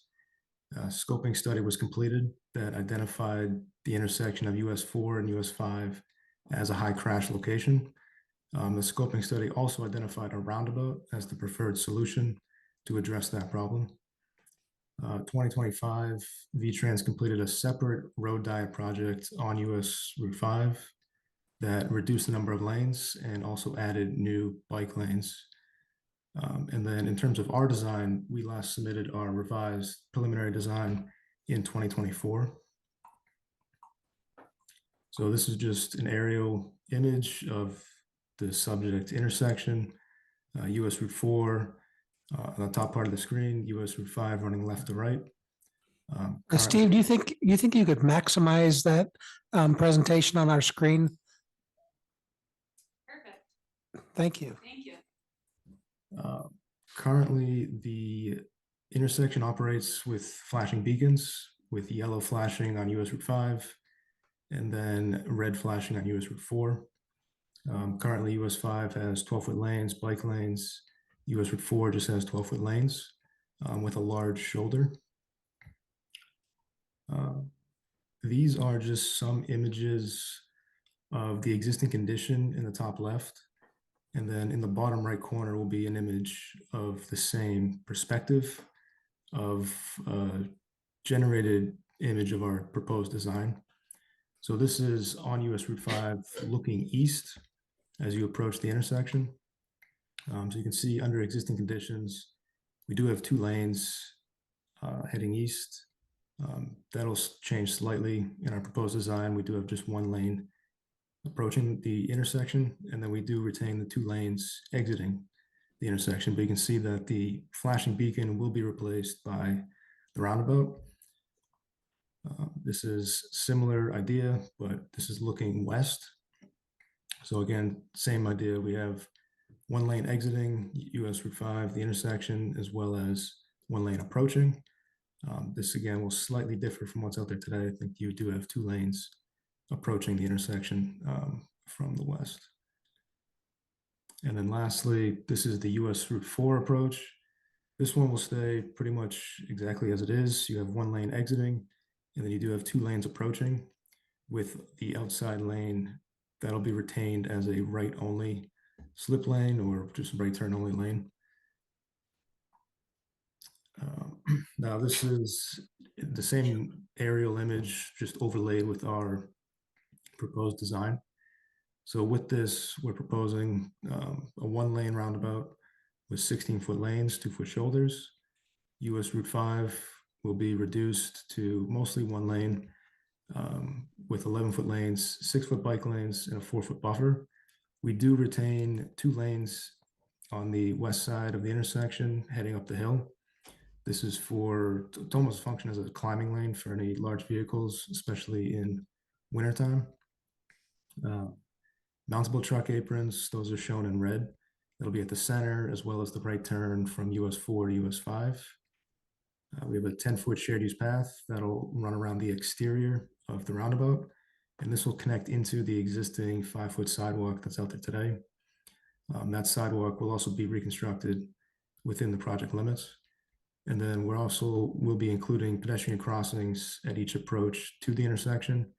And these will be complete with the rectangular rapid flashing beacons. Great. Additionally, we'll have lighting at the immediate approaches, focused mostly on the pedestrian crossings. There is existing lighting on US Route 5 that'll be retained. Some poles will shift just to be closer to the roadway, just based on changes in geometry. We are retaining the existing medians that are out there on US 5, and then we are slightly extending the median on US Route 4. And then any guardrail that doesn't meet current requirements, that'll be updated with this. We'll have drainage upgrades as well. And then landscaping will be seen in the center of the roundabout, as well as some trees on the exterior of the roundabout itself. In terms of impacts to private property, there are 6 properties that we do have temporary rights required from, and these are just to reconstruct driveways and slopes. There's only 1 property that has a permanent taking, and you can see it in the top left here. That's on the property with the Safe Light building and the tea house. It's just a very small section of the sidewalk, goes beyond the state right away. So a taking will be needed for that. Overall, the temporary takings are quite limited on the project, just given the size of the existing state right away in this area. In terms of project costs, so as of this month, we're looking at about 7.2 million total. You can see the breakdown below. The other section just accounts for general, contractor, testing, material testing, field office, erosion control, that type of stuff. But the roadway piece, the roundabout construction is the main driver of the cost. In terms of schedule, so we are currently looking to submit our final plans in May of this year, submitting our contract plans later in the summer, and then advertising the project in the fall, early winter time, and then construction will begin next year, construction season. They'll probably begin, March, April timeframe. And that's it. So any comments or questions from anybody? Thank you. Yeah, I'm sure there'll be a couple questions and comments. Just to clarify, we don't have any say or authority on the design of this project, correct, Chris? Not overly, no. Yeah. So Through the planning process and all the comments about the slip lane, everything, that was all done years ago. Right. Okay. So we're approving your agreement for the maintenance plan. You're approving That's what we asked for. John to act as the duly authorized agent to execute a final version of the Right. agreement. Yeah. Okay. Okay, great. Well, with that, what are people's questions? Yeah, I guess my question is for Chris. I'm just curious about, like adding, with this project being added with our current like snow removal and sidewalk upkeep, are we staffed at a capacity? Well, we are adding staff and we know that, right? So we've Right, talked. with those new staff positions. Right, so we have talked about like, it's a complete street, like complete streets, you're rehabbing a street, you must do complete streets, which includes pedestrian, bicycle access, right? So it's not a question of like new sidewalk here, there's already a sidewalk here. This sidewalk's more appropriately sized for the equipment we use in that area. It's actually gonna replace a sidewalk that is on our wish list of replacements. So it's gonna be a better sidewalk to plow. They're gonna be a little bit more to get around, but we do have commercial buildings on the other side of the street. So it is appropriate and served by a sidewalk to actually go around the roundabout. And the good thing about the roundabout design is there's actually more green space around this versus a narrow sidewalk against concrete and asphalt on either side. So there's more storage capacity around this design. So it's an improvement. It should take a little bit more time because we've got to go around it now to maintain, but it should be easier to maintain. We do have issues maintaining the existing sidewalk. So this should be an improvement. Thanks, and yeah, I'll just say lastly that I think it's a great design and I'm excited about the change, and I live very close to this area, and yeah, look, I think it is a big improvement. Love to hear it. I mean, I appreciate the aesthetic as well. I have to say, in my time in Hartford, and this is related to both this and perhaps up on the hill, that, I'm looking at this design, I'm assuming that the slip lane removal was partly to ultimately create this pedestrian space, but I've witnessed many, many times very large trucks which come through this corridor a lot, both from Route 4 and down Route 5. Really struggling with the turns on that 90 turn now and so on. And so I just think that it's, to the extent you do listen to the reality on the ground of what type of traffic comes through here, and are these truly engineered radiuses that will allow a 53-foot truck box to come around this loop, if you will. It's a concern of mine. And then the other thing I'll just comment on, and you may or may not be aware of this, but when I managed the 25,000 gifts building, there's a exceedingly large culvert that often would clog and fail behind what's now going to be the low barrier shelter. And I don't know whether there's any kind of like add-on or consideration around the stormwater management and how much water comes off that hill and where it ultimately will go once this is all redesigned. That's all. Thank you. Any thoughts about the stormwater management in this design from the VTRANS folks? Yeah, we are with the roundabout design, we are going to be reconfiguring some of the roadway drainage, especially out here. And you know, I guess just anecdotally, we've heard a lot from our district staff too about drainage issues here. So it's something that we're looking at on a little bit of a bigger scale right now too. You know, originally with this project, we were really, you know, kind of our scope was looking at safety improvements to the intersection, and that's how we landed on the roundabout. And obviously, you know, how you manage water with that design is a big part of it. But yeah, we were not planning on addressing the really large pipe that runs under the intersection. And it's something that we're still kind of looking at on a bigger VTRANS scale, and whether or not there's anything we can do with this project, or if it's something that we need to do, you know, kind of address separately, you know, with a different effort. We're just kind of starting to look at a little more in detail at that. And then I guess just on the comment on trucks, being especially that this is an intersection of two US routes, we have designed our roundabout to be able to accommodate, you know, the big tractor trailers that would be coming through here. So that was a big part of our design, keeping the two lanes coming off of Route 4 onto Route 5, and you know, basically wanting to have trucks be able to keep some momentum as they tackle that going up that big hill on Route 5. So trucks are definitely something that we've thought a lot about with our design for this. Thank you. Other questions? Mary? I don't have a question. I just wanted to say, I was talking to Chris during our little break, and this is a project that has needed the safety issue of this roundabout. Having people going from Route 4 trying to turn onto 5 is in that section is very dangerous. And people do come down the hill pretty quickly. And in Hanover, where I used to live, they had put in 2 roundabouts, both to slow down the traffic, which it did. And also because of the turns that they had to make the buses going onto the middle school. So the grade school, excuse me. So, and it has really done a good job and kept things moving. It's just, as I told Chris, the biggest problem is people don't know how to use roundabouts, and they forget that you have to turn your signal on. You just can't go barreling through there when there's 2 lanes. So hopefully we will solve some of those problems. I think the design's lovely.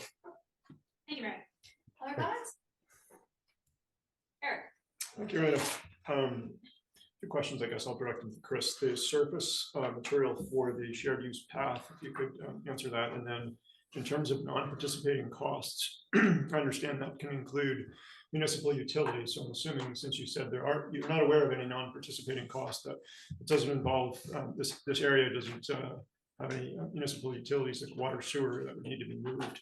And then the municipality would also be responsible for environmental contamination. Has there been any sort of evaluation of that to assure that we truly, in fact, have no participating costs here? So nothing's been identified. Obviously, with a gas station having been nearby, there's potential, but nothing's been identified to us at this point. It's not our project, so nothing's been identified to us at this point. And I believe he'll tell you the shared use path is concrete, but again, I don't have the current design plans in front of me. So before we move on to the surfacing, so we don't know, but we could be accountable for, just like the VA bridge. Yes, you could be accountable, but I'll let them answer the questions more directly. And then yes, we do have utilities, but we're not asking for anything beyond what they are required to do to accommodate what they're doing, which would be non-participating. Okay. Taylor, VTRANS team, I think there's 2 questions that we're hoping that you can weigh in on. One is about the service material of the sidewalks, and the other is about potential accountability that the municipality might have for costs. Is that right? Environmental contamination specifically is a non-participating cost. Okay, okay. Can you respond to those? Yeah, I guess, Steve, off the top of my head, I guess I don't quite remember material for the shared use path, and I know we did some investigation on hazardous materials, but do you remember? Yeah, so sidewalk will be concrete everywhere. Okay. As of our current investigation, there is no identified contaminated soils in the area. So we're not expecting any effort associated with that. And then for town participating costs, there currently are none.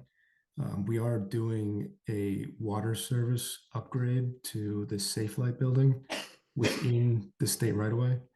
And then there probably will be some sewer adjustments, but beyond that, I think utility work is limited for town-owned utilities.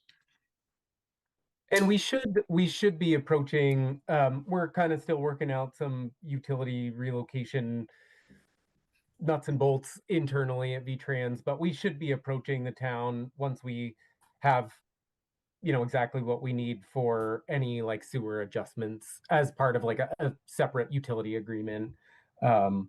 So we'll be reaching out about that.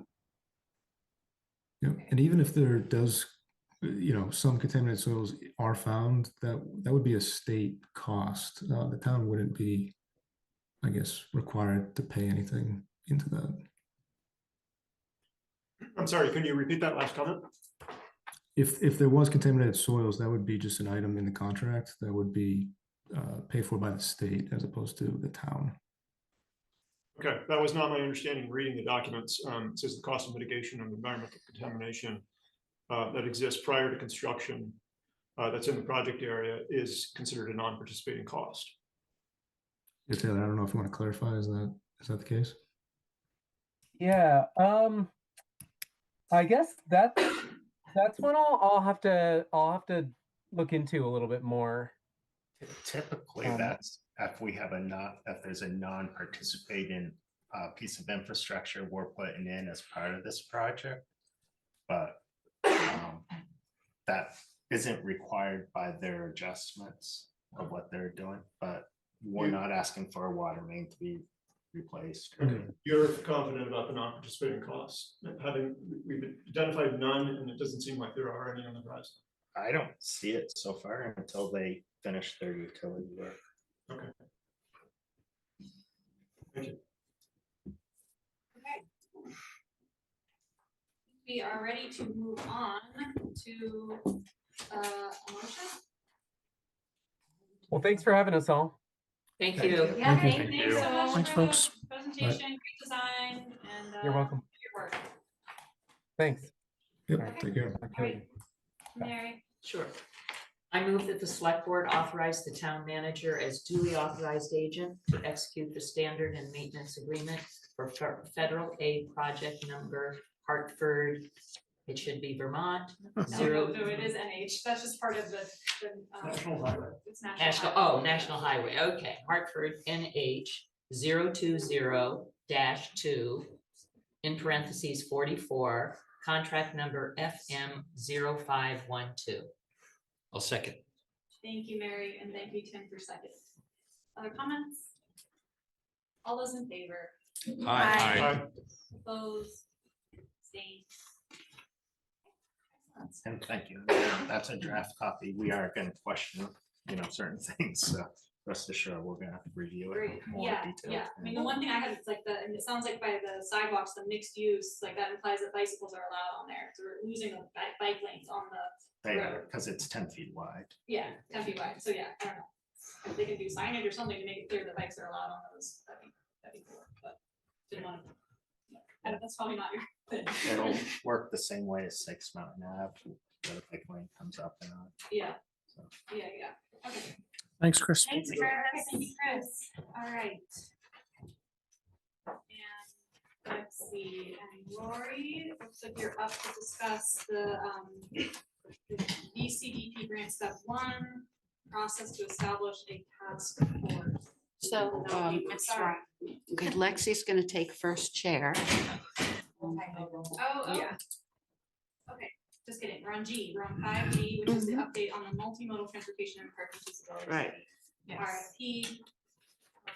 Thank you. We acknowledge that we're kind of splitting planning department agenda items tonight, so we could group Chris's together, but we'll take that into account when we plan future agendas. So thanks for listening. So this is just an update. There's no specific ask or motion for you all, but this is just giving you an update of what's been going on with our municipal planning grant and also with Two Rivers Northern Borders Catalyst grant. Two Rivers is still waiting on their notice to proceed officially. They had the environmental cleared. It was categorically excluded, so no environmental required, but they should be getting their notice to proceed any day now, really. But we have been going ahead and working on the RFP scope of work to have that really ready to go by the time they get the notice to proceed pretty quickly. And just an overview, I'm not going to read it one by one, but the project specifics we are asking for a consultant to do on this project is to evaluate existing conditions, review a lot of town data, our parking counts, bike ped plans, etc. Kind of evaluate all that and then determine the most effective way to manage parking to and from the downtown with the increased housing and economic development with the redevelopment project through net new parking supply and also multimodal transportation strategies. And this would be in the short term, midterm, and long term. So looking at now and where we want to go in the future. And then a summary of deliverables we would ask the consultant for, existing conditions memo, multimodal and management plan, feasibility report. And I just want to note the feasibility report, it says conceptual design, site plans, and cost estimates. We want to add for parking areas and multimodal strategies. It's not just saying cost for parking, it's also multimodal strategies. Economic impact assessment, that is needed because Two Rivers has to do that as a requirement of their Catalyst grant, and an implementation roadmap, which would be a phased action plan with timelines of when we would implement these different strategies and net new parking supply, et cetera, in relation with this project. Okay, great. Thank you, Lexi. Yeah. Questions about this update about the planning process for an RFP to get a consultant to do the parking and multimodal study downtown? Okay, sounds like you're on the right track. I really love the part about reducing dependency on vehicles over time. So glad that's in there. Eric? Thank you. Thanks for your work on this. I have concerns that we're project focused, and I think we need to be shifting to a long-term vision focus. And I think this board, needs to be vocal in that vision. I think what we need really is to look at mobility and then understand what short-term parking needs there are, and specifically short-term, because I don't think that if we're adding parking, then we're sort of missing out on the long-term vision, at least the vision that I have, which is more hospitable public spaces in our downtowns and villages. It's more tree canopy. And if you don't want to get rid of buildings, but you want to add trees, maybe the parking lots, the asphalt spaces need to go away. Ultimately, people and trees and less pavement and cars is part of my vision. I think what we're doing is we're a little too project focused. We are nibbling things around the edges with incentives and disincentives like parking meters when we need to embrace paradigm change. That's where the change will happen. And I think, to me, this being on the agenda along with the Tier 1B is interesting, because the Tier 1B stuff is about densifying our villages. And once we do that, then we have nodes in a network, in a transportation network, right? The networks don't work without nodes, and they don't work without a certain a certain volume of usership, ridership, whatever it happens to be. And so if you make it convenient for me to go downtown and park, that's what I will do. If you make it inconvenient for me to go downtown, I will choose the alternative, as long as the alternative is less painful, right? So if I'm driving around looking for parking spaces, I'll probably, when I'm driving down Taft Ave or Taft Flats, I'm going to be like, okay, where's the parking ride so that I can get the downtown shuttle? That's, you know, like the idea of the purple line in Hanover. There's a shuttle that runs every 10 minutes during the school year. Those are some of the ideas that I have in mind. It's counterintuitive, but that's actually where the system stuff comes in. It's counterintuitive to say we have a parking problem, we should reduce parking. But in fact, that is the way forward, I think, the most sustainable way forward. Cars, and we know this because we have we've been funding for 4 years now, environmental sustainability program. So we know the information about this. We know that even if we switch to electric vehicles, it's a heavy lift, right? Scaling that all up, the affordability of it's another concern. So I think that we need to be vision oriented as a town and really as a board. It really starts here with us saying this is the vision and also the political will. I mean, we know that like even the bike lanes, the addition of those, there was flack for that. So if you say, look, we have a parking problem and we're gonna actually not increase the volume of the availability of parking, that's going to raise some hackles, right? But so the political will of the board is also important here. And I think that at this point in time, we have a good board, we have staff with the experience and the knowledge, we have the committees and commissions that bring a ton of resources. We have a project to drive this thing forward, which isn't our ideal, but frankly, we don't have the ability to look ahead and then look around the corner. We actually need a project to sort of drive us forward into the future. And we also have the 5 villages. And so when you think about networks of transportation, that's important. So I would encourage the staff to put information into the background and the context about a vision that seriously moves us away from car dependency. Because it's not sustainable and it won't be affordable. And even though it's painful and it's hard to imagine living without cars, right? We've been sort of in this culture of car culture for over 100 years now. So it's hard for us to even imagine that, but I think it's where we have to go. So I'll leave it at that. I think that the board has an obligation here to express a vision and sort of set the tone and demonstrate some political will so that the staff understands that and can proceed accordingly. To me, this is a mobility study with parking as a sort of a backup that is temporary and meets the gaps where they exist. Thank you. Okay, you're a crowd, ladies and gentlemen. Really appreciate that perspective, seriously. Good. I appreciate that as well, and it is visionary. However, I temper that with what I observe in a lot of other New England communities, and that is sort of this reality of, we are currently still in a car world. And, I spend a lot of time in Hanover in my working life as well. And, they're wrestling with this parking thing as we speak and sort of like ease of use. Is there enough parking? Are we supporting merchants that are even down there trying to function? And I think we have to also, we can sit here and have our conversations, but the reality is I think we should be having those conversations in depth with the people that actually run businesses in the downtown and really understand their needs and what barriers are perhaps in the way of not allowing them to thrive as a business. Because at the end of the day, if they go away, we go away. And I want to be very supportive of the redevelopment efforts of our downtown and some of the things we're trying to do. And I just think that we need to be very cautious about, yes, those are great visions, and I think they would be beautiful to have in our community, but, looking at Somerville and Northampton and Burlington, all the places that I'm familiar with, we're not Norway. We're not there yet.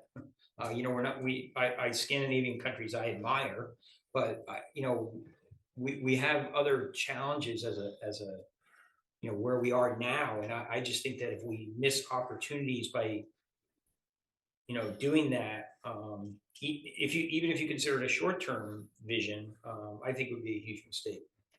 I think we need to really focus in on what the needs are in downtown to continue redevelopment efforts and hone in on those and make them happen.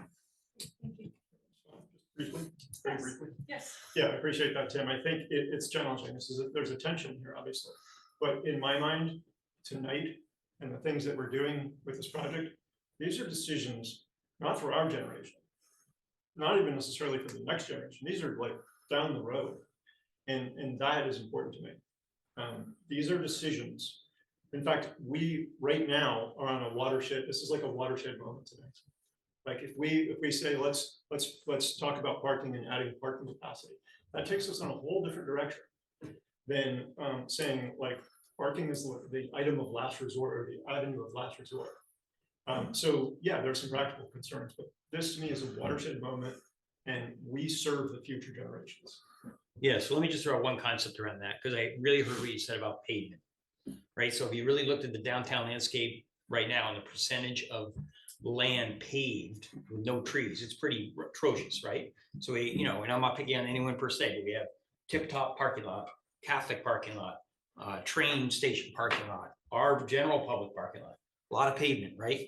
So if you stack that, right? If it was a 3-4 tier stack and all that pavement went away and became trees, other developments, parks, other buildings, it's kind of a win-win, because you've now created more green space, more land that's available for other new economic development, and you've taken the parking auto problem, if you will, and stacked it and put it in one place. So just throwing that out there. Thank you. And I just, I don't want us to wade too far into what the work of this consultant is going to be, but I do hope that the planning department staff can take the spirit of these comments and perspectives and vision and incorporate them into work moving forward, including development of the RFP, selection of the consultant,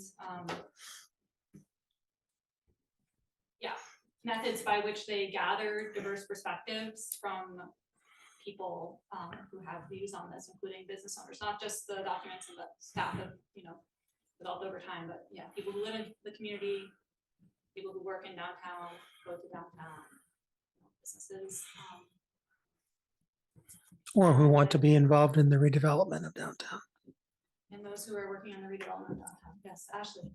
Yeah, and I just want to echo my support for Eric's comments in that, I would really like to be less car dependent. As someone who lives, 2 miles from downtown. And I think that it really is a lack of access to alternatives that is holding us back at this point. And I think it's all comes down to a cost issue, right? Like we could invest millions of dollars in a parking garage, which would improve the circumstances and stack the issue to one area.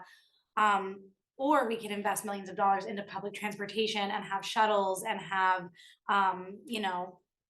more ways to get to downtown more readily available. And for me, I feel like that's where the town has been locked in this, like, we have this vision, we want more public transportation, we want less car dependence, we want to be more sustainable, but we don't have the money to do it. And so for me, I agree with Eric, like we're at a point now where we have to, we're going to spend some money, presumably, to develop some means of parking. And I'd rather, if possible, spend more of that money on the alternatives. Any comments from staff after what you've heard? Well, I'd like to just reiterate some of what's been said.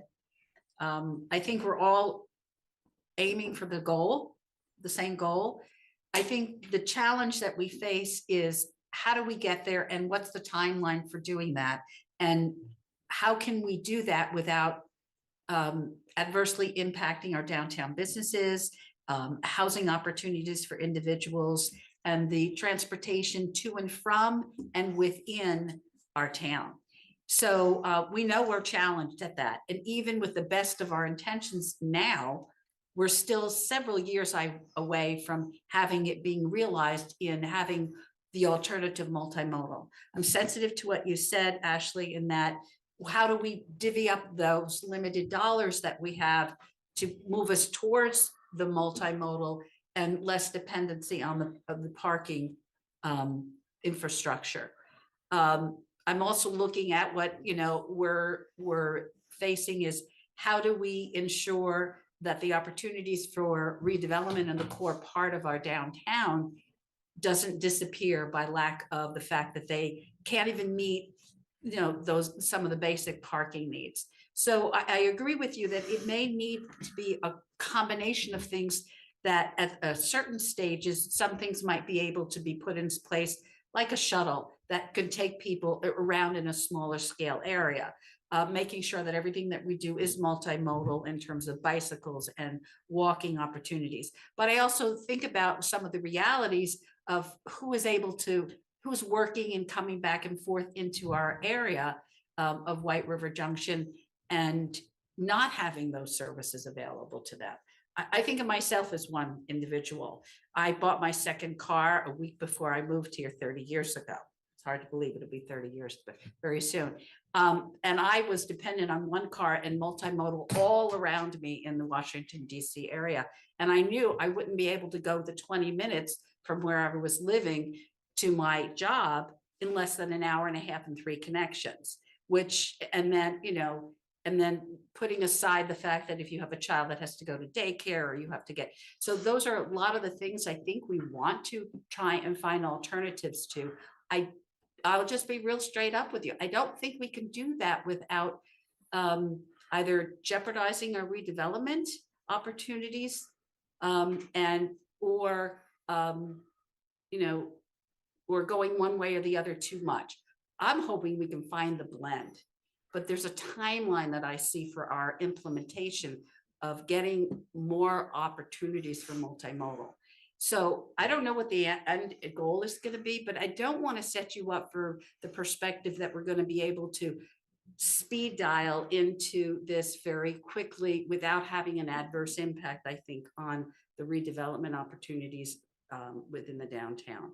That is something we're going to have to find that compromise. So I'm hoping that we can strategize this within short term, medium term, and long term, so that generationally we have something now, we have something for the next generation, and we really are hitting the goal, long term. Okay. So Thank that's you, just Lauren. sort of Appreciate where I'm your at. time too. Yeah. Okay. I think we should move on, but are there any burning final thoughts? I just also want to add that this is not just the redevelopment of the downtown for economic purposes. This is also adding approximately 95 units of housing. And even if those people work downtown and can walk everywhere, a lot of times I have done that in a downtown, I still needed a place to park my car for, traveling to see family, going out of state, etc. And, this area is just not super equipped yet to get around, if you are traveling out of state or something, going to anywhere without a car. Lori said herself, she bought her second car right after she moved up. Well, not much has changed in 30 years. I did the same last year. So it's, I think it's a good direction to go in, but I don't think we're fully there yet.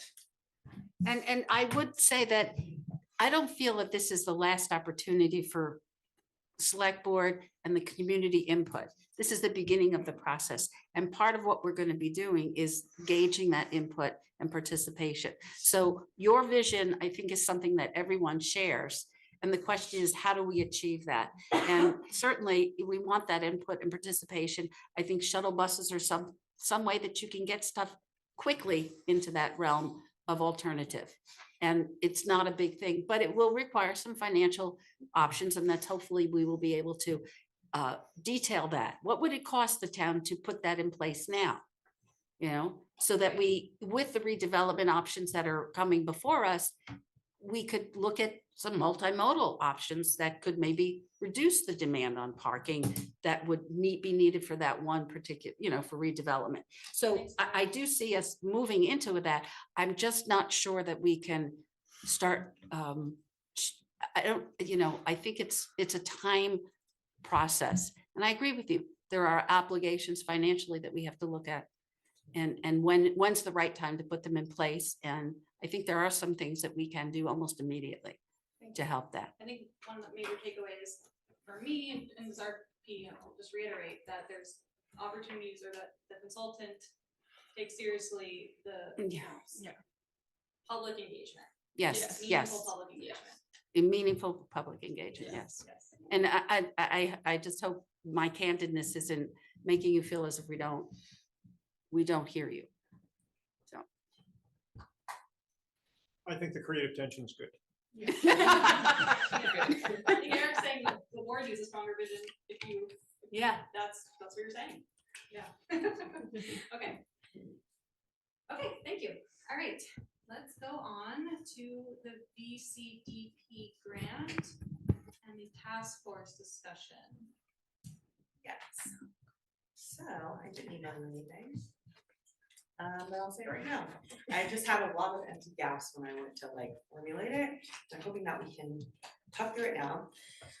So I'll kind of talk about like the structure and goals that we've kind of come to of this working group, and then I'd love to hear feedback and who else we might want to involve in this discussion, so I can come back with like an even further developed plan. And can I just given the time, just your thoughts, I'm happy to do this tonight. Would it make sense to postpone it to future if we have time to look at something in writing first, or do you want some input verbally? Yeah. Okay. Sorry. Okay, no, let's just try to do like brief verbal Yes. input, and then we can do more in-depth once we've all, because I know people's brains are probably a little tired right now, but yeah. Let's get it started now and then continue at a future meeting. Okay. So basically the membership of this like working group would be as drafted, 2 select board members, either 1 Twin Pines tenant per Hartford property or 5 Twin Pines tenants total, 2 Twin Pines staff, 1 Twin Pines board member, 1 housing and homelessness committee representative, and 3 social service providers. I'm assuming this group would meet about twice a month, and their kind of charge would be developing or editing safety plans for all Hartford Twin Pines housing properties, creating a survey that includes quality of life measures for all tenants so that the group can focus on tenant-wide issues, developing solutions in collaboration, right? So we've got staff, town, and tenants all working together on this, and then finding explicit ways for the town to support this process in the future so it can really be collaborative, because this kind of idea kind of came about like during a meeting. And so is this the right process? What does the committee kind of think of its progress in the 2 years? Some questions I know I have, and John, I have not sent these to you, but kind of wondering about budget, being able to compensate committee members, and then also potentially bringing in a facilitator, right? We already know that relationships are maybe a little have a lot of tension. So bring in facilitators so that for the first session, people can come in and get to know each other as people, and then we're all working on this together. We're not like coming into this as like tenant and landlord, and then we're gonna kind of argue, right? We're coming at this as like committee together. But yeah, that's what I've got so far. So ready to take questions, comments, concerns, and come back to you at the next, in a timeline. I'm thinking hopefully by the next meeting, I'll have like a really tight version of this, as well as an application for anyone wanting to join the committee. And then a month later, we would decide it is executive session, and then the committee would begin in end of May or early June. Thank you. I just want to do just quick to clarify in my mind, because maybe it's a little fuzzy to everyone else too, but so this is coming out of the public hearing we had around the new Twin Pines building. We asked Twin Pines, we approved their grant with a stipulation saying that they needed to collaborate with social service agencies on a safety plan for that building. And to be part of a task force, which would look at the broader, right? That was part of the motion. Yeah. Okay, so there's kind of 2 processes, and one is, do you guys know anything about Twin Pines? Are they working with the social service agency on a safety plan for that property? So they are working on a social safety plan, and they anticipate having a draft available sometime in mid-April. Okay. And in addition, they've also been meeting with the police department, the Haven, VA, HCRS, and to start up really looking at addressing some of the immediate things like at 747, and that involves community meetings monthly, involves meeting monthly, and like in the February, at the end of January, they had a organizational kind of meeting with the police department and some of the groups. VA was, did I say VA was part of that one too? Yeah. Yeah, okay. There were 5. I'm trying to remember off the top of my head. Yeah. Wise may be part of that. They're exchanging information, and then having the March meeting included discussions with the tenants coming in. So they're trying to set up monthly meetings so that they can have an ongoing dialogue. So that's for 747. They are very anxious to be participating in the task force. So I think once you get the structure set up, that would be helpful to do that. I also just want to put out there into the realm also, just from clarification on, we're seeing obviously from things that have just recently been in the paper about issues occurring in other parts of our town where there are somewhat safety issues that are not just Twin Pines Housing Trust. So I would want to make sure that we're perhaps including more broader scope than just the 5 properties that are Twin Pines Housing Trust, but that I was thinking it was going to be a little bit broader than just their properties, but I may be misunderstanding that. So. I love what you just said. I think we need to be very careful here, and we might be strategically making a bad decision in the sense that we have this kind of shorter timeline, very specific homework assignment, right, for related to the specific project. And I think, if they can get their head around that and part of it's like obviously giving us confidence, right, that this next project that we create won't create new headaches, right? More broadly and further down the road, I think we need I think I love what you've done so far, but I think we need to take Twin Pines. I don't want to say take Twin Pines out of it, but I think we need to do a much broader brush here as a community, because I think we have other areas in the housing realm and challenges that we should be really doing the work on to get to a better place as a community. And I'll list a few.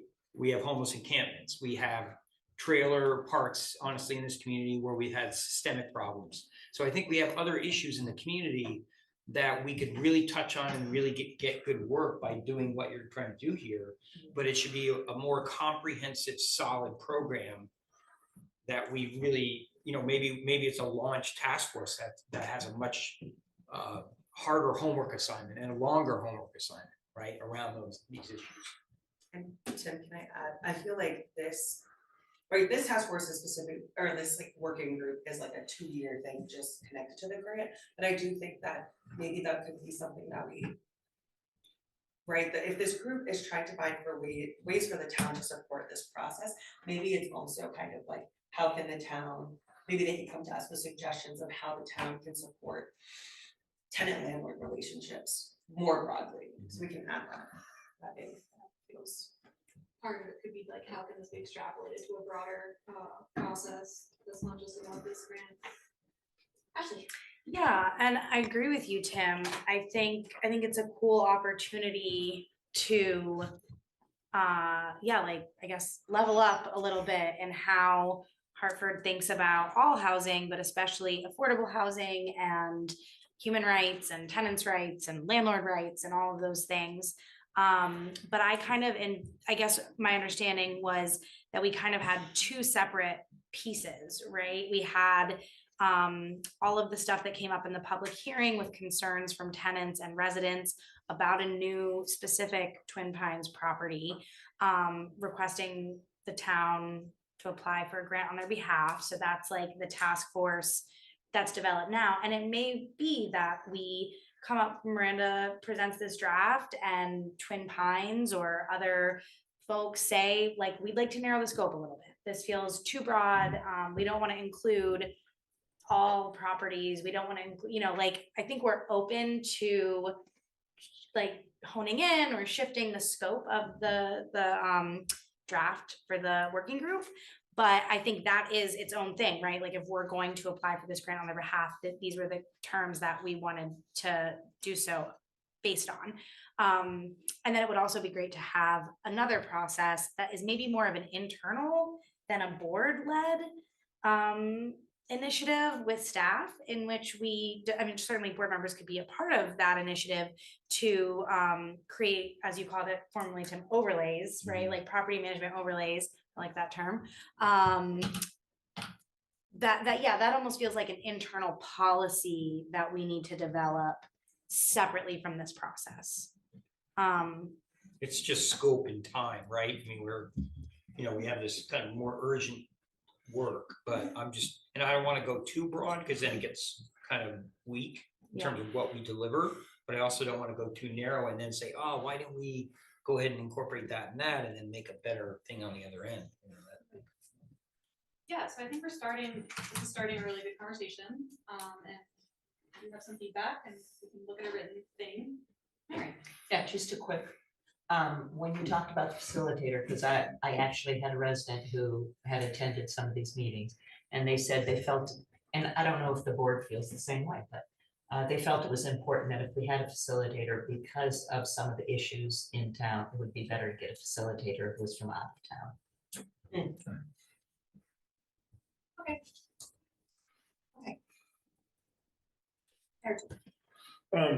I'm just looking for a little clarity on what's happening next specifically, because we had, initially Lori had proposed 3 meetings, one today, and then there were 2 additional ones. Finding dates for them right now, but it would be helpful to see what comes next and make sure that we're not coming down to the wire. And because this is the kind of thing where I think where there are a lot of like final details, and we don't want to be doing final details in the end of May if we're supposed to be giving the green light for this to go ahead before the community development board. So it would just, let's if we could take a second to articulate a few discrete milestones here, it would set my mind at ease, but if you want to do that in email, it's fine too. For me, it would be the April 14th meeting that I would come back with some like tight language around this and an application. And then and hopefully that would be approved with some maybe minor edits. And then the May 12th meeting would be us deciding on the committee in executive session, maybe having interviews in public session and decision in executive session, kind of like what we talked about earlier. And then committee meetings beginning based on committee member availability and meeting space availability, end of May or early June. The committee would be decided on and ready to go, but they won't have done anything before that board meeting. I think where I'm struggling is understanding where the Twin Pines collaboration comes in. You know, that comes in well before we give the green light. Because without that, I don't really have a significant degree of confidence that we're moving in the right direction here if there's no collaboration with them. Yeah, where have you heard anything from? Well, no, they're ready and willing to attend whenever anything would be brought together. But I do see that we're talking 2 parallel tracks. Yeah. One is for the safety plan, which they're working on putting that together so that they can meet the requirements for 444 Sykes Mountain Avenue and having that in place. Do So, you have any milestones or dates for? what well, we're they were worried about saying that? middle of April, they expected to have a draft. So it seems like that. And then running parallel to that is the task force. So, which could go on a slower trajectory, I think, because I think that's really up to the board. It was a task force that you wanted to create, and if you've got it in place and people are committed and it's set up, that's your 2-year time frame, but for the immediate thing was, I read it was that the safety plan is the critical component that needs to be really well vetted And that is as a component. And then the implementation of that could easily fall within the context of the task force once that is up and running. Right. So That makes sense to me. I would say if it would be awesome if you could communicate back to Twin Pines that by the, I would say April 28th meeting, they need to be on the agenda with the draft safety plan with clear collaboration from all 5 of the social service agencies and ideally letters of support from all of them agreeing to the role specified in the plan. We had her on the hook for the 14th. You just gave her 2 more weeks. No, not me. That's a not separate, me. so that's for This is for the that's safety for, of the truck. that's for Andrew. And I think the letters of support are really important for me because Yeah. Is that specific to 444 or is that Yes, yeah, Twin Pines yes. properties That's at for large? 444. Okay, so the theory would be that with this new other initiative, we'd be scooping up kind of a broader process, if you will, around those things. And if Eric's thinking about leverage, maybe at least some buy-in from Twin Pines to the task force model that is being set up, Yeah. knowing that it won't have proceeded very far by the time of any deadline. Yeah, I will email Andrew and hopefully get him to attend this 414 meeting as well, because I would ideally like to have their buy-in on the process for this working group and like what it's going to be doing and the scope and everything, like you said. I think that's a great idea. I would like to not just be like, here you go, this is what you have to do, and then it just not work out, but. Yeah, maybe if you could at least weigh in over email by the 14th. Bring them along the way, if you will. Yeah. Okay, Eric. I know I'm testing your patience here. Thank you for the clarification. I sort of lost the 2-track thing. With the safety plan, is it something we're going to review in public session? I'll have to ask them. My thought is yeah. Yes. I don't see any reason not to, but if Well, I there are asked the some question. proprietary pieces of information, I don't know, there may be, I would assume that it's the kind of thing that is kind of a pretty generic form, but wouldn't be identifying specific individuals or anything like that, because there aren't any individuals at this point. Other entities have not wanted to do that. They felt like that the safety plan needs to be private and it would compromise whatever. So Well, it's just- I'll it's ask a- the It's a question. point of clarification so that Yeah, if we yeah. have to go to executive session, we know how Okay. to do that. Yeah. Thank you. That's all. Great, yeah. Oh, okay. One person online and then we're gonna move on to our next agenda item. Heidi, go ahead.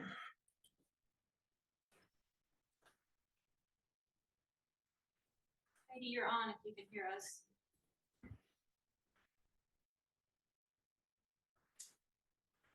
We see your hand, Heidi. Last chance to speak.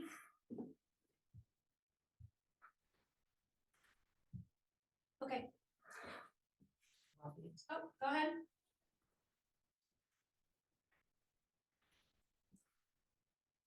Sorry, not sure if this is still a technical issue, but we cannot hear you. I apologize. I think it's the same thing that was happening to Michelle when they unmute. Yeah, It tells them that the speaker has muted them, okay. I swear. which to I know God. you're not. And yeah, We will try to fix this. Very, very sorry. All yeah, right. but feel free to write us an email. Yeah. Okay, so there's a lot on the horizon with this. We hope that, yeah, staff can give some clear direction to Andrew Winter and his team about what we're expecting by the end of the month to be on our agenda, ideally in public session, but you know, if we need an executive session, that is a possibility as well. With, again, clear collaboration from the 5 organizations that they mentioned, that they collaborate with, and letters of support would be.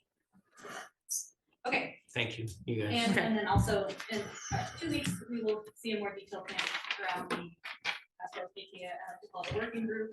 And we're out with that. All right, thank you both. You're welcome. Appreciate it. Yes, thank you. Thank you. You take the shower home. Is it still running? Oh, okay.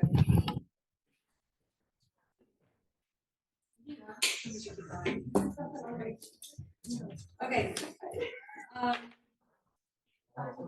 Okay, now we're gonna talk about the code of conduct. We could take. Table this. Or you could decide you're willing to accept it as it is. I think it's great. I Yeah. read There- it multiple there's times. I have There are a one couple thing. Okay, things, so. okay. Okay, okay, go ahead, Mary. Yeah, I was gonna say, I like everything that we've done, but there's one thing that we haven't included, and I really feel strongly about it, because it was the municipal code of ethics that was by statute, came about last year in 2025. So what I did was, I will give you, you can all take a piece, you can give one to Eric. I tried to do this so that it would be easy to look at. Because part of, she's gonna take one and pass it on. You can have a copy and Sure. maybe you can pass that on to Ally I too, will. if there's a need for it. Yep. So, and I don't know if, Mike, if you've actually done this or not, but, you have, because of the municipal code of ethics, we have 120 days from the time that we're elected or appointed to go online. It gives all kinds of information. You take a little workshop, and I'm assuming everybody did, and I did talk a couple of months ago with Tim. He hadn't known anything about it, so I'm assuming he has now done that, but okay. So anyway, all I did was say, okay, a great part of the municipal code of ethics is conflict of interest, which we have a lot of information on. But then there's secondary about personal responsibility. And so this is the next major point. I just took the quote from that, because I think it's important for us to know what our responsibility is. And it states it there about, our impartiality, not giving favor or prejudicing anyone, in our office. And pretty simple, but I think it needs to be included because this is new. This is a statute.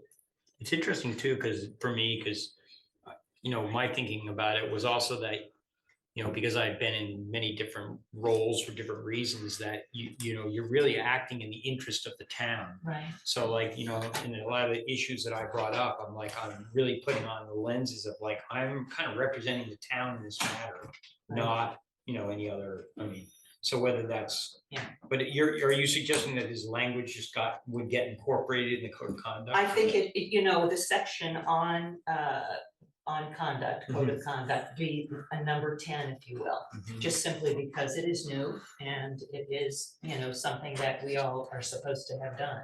Yeah, and the other thing that you spoke to, which I'll honor, is like, obviously I've had experience on other boards and so on, but I think we could probably do a better job with the clarity on the onboarding process and what the checklist is, because truth to be told, the day they had it most recently, I was actually out of town, so I couldn't participate. So I'm perfectly willing to do so, but I think the idea is that we would just clarify the checklist, that a new person comes on the board, hey, here's the kind of things, and either the chair or somebody would actually walk them through that and make sure that that's kind of happening.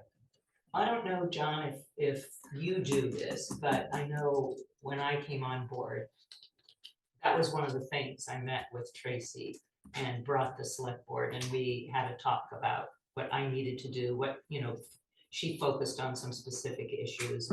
Any questions I had up to that point, I asked at that time, but I don't know if you do. It's a fine idea. I haven't.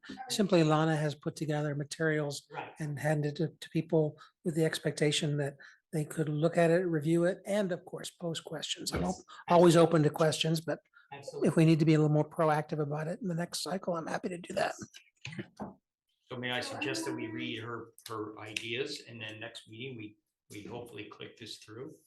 Yeah, I think I agree with you, Tim. I think if folks want to take a little time to digest this suggestion and come back next time if there's additional thoughts about it. And yeah, table this to the next. So I'm happy to give you a new draft with this inserted and the new number 10, for example, just verbatim. Okay, yeah, and I might just do this over email, but I do have the current number 10. I wonder if we still need that. I thought there were 9.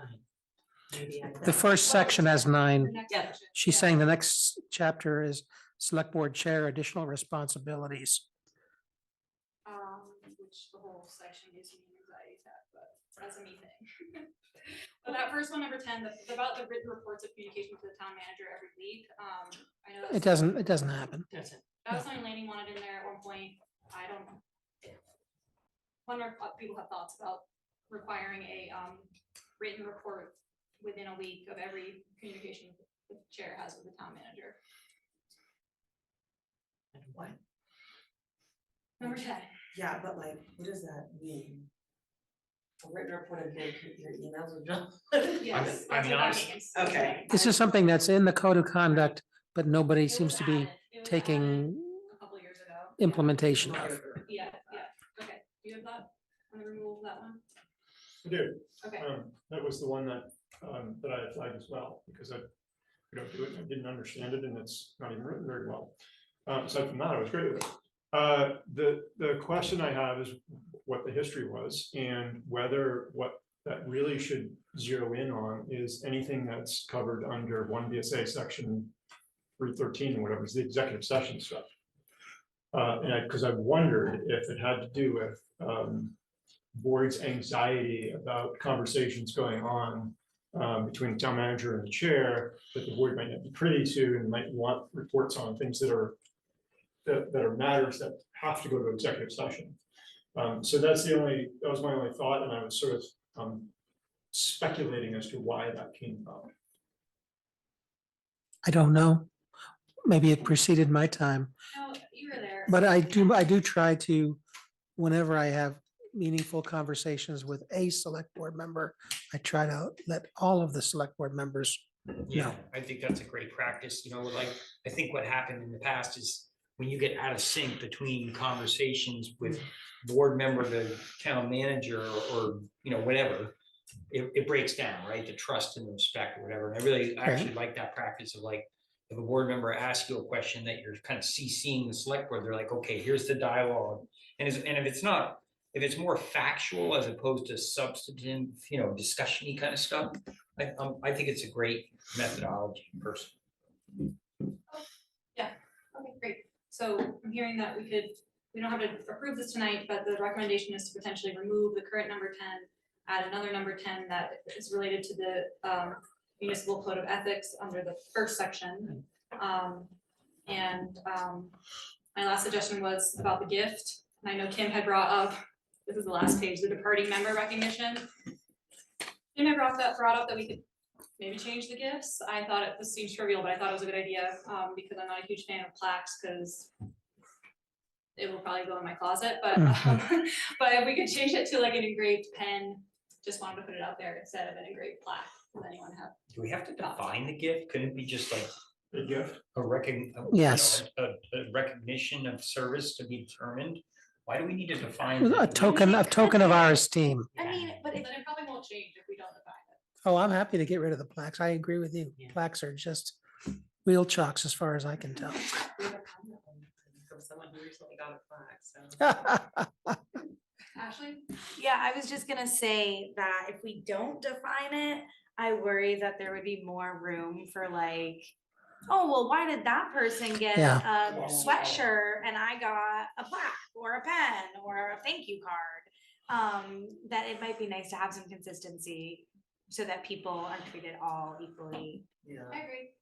So are people okay with this? But Again, yeah, we're not not gonna approve to- this tonight, so yeah. we're gonna put a draft grade pen for departing select board members. Refillable pen. I just wanna make sure I Yeah, can use it. We More can than come that. back to this, but I'm glad people are open to the Do we suggestion. actually have a public comment? Yeah. We're not gonna take a public comment on this, I'm sorry.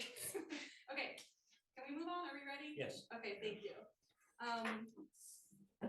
Okay, the next thing is the quarterly plan review.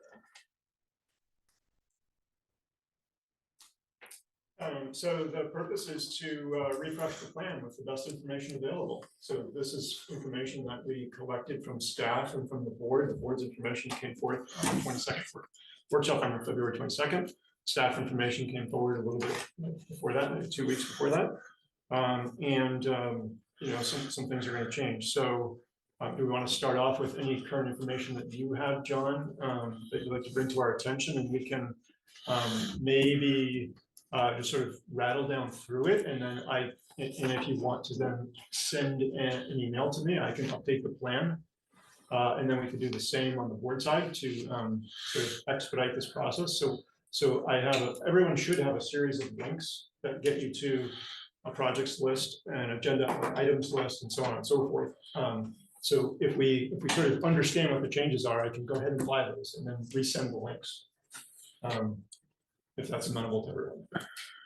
Where do I have those I links? sort of had the concept too that I love what you're doing here, but I also had the concept that a long-term strategy would be to have sort of a template that John could use, like, for example, with department heads that sort of like draw that data in a really clear fashion, right? Like, okay, what are they currently working on? Where does it sit? And we can kind of get that. Because I think this is the best document I've seen so far in terms of trying to really capture the work in front of us, the timelines and so on. So I think the long-term vision for me anyway, Tim, is a central repository that we all have different views into, whether it's the public. Yeah. Or the board or the town manager with more granularity, and then the department heads with more granularity. But all of the same information should be in one repository, which is sort of the outline of projects. And Montpelier is doing something like this with a product called Invisio. But I think that's well out of the scope of this conversation. Yeah. I'm just sort of looking to get my suggestion is where we focus on what's changed. We sort of go through these things, and then if I can get an email from John, I'll take notes on what the board changes are, and then I will send out links with updates if that works for everybody. Thus far, this has been a very helpful planning tool for the agendas. And I think we're adding things to the agenda in accordance with this work plan. So I think it's having a good effect of just not letting anything fall in the cracks. mm-hmm. Did you have any update on Bliss Road, which? I think that's been put into the longer term because there's further discussions happening with the property owner and the neighbors. And the last I heard from Joanne is that it's not going to proceed as quickly as it could have otherwise. Yes, I got that sense in a meeting of the planning commission as well. It would be good to sort of get a sense from her when that's going to land. It's not a huge item, but it actually might draw a number of members of the public. So there might be more public comment than originally anticipated. And then looking ahead to, if you want to just take some time to look ahead to April and May, if you have a few minutes, maybe tomorrow or something, and then happy to do that. Make some adjustments if things have to slide down. Yeah, these are going to be just minor tweaks of a week of a meeting fortnight here or there, but I think it's looking good for the next couple of months anyway, but I'll get back to you more specifically. Okay, fantastic, appreciate it. As far as the board projects go, we obviously have some of our own schedule adjustments to make. Yeah.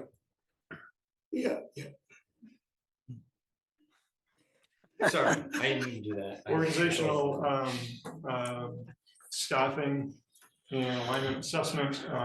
We are intending to look at a draft of that document again on the 14th. Is that correct? Right. You are on item 7.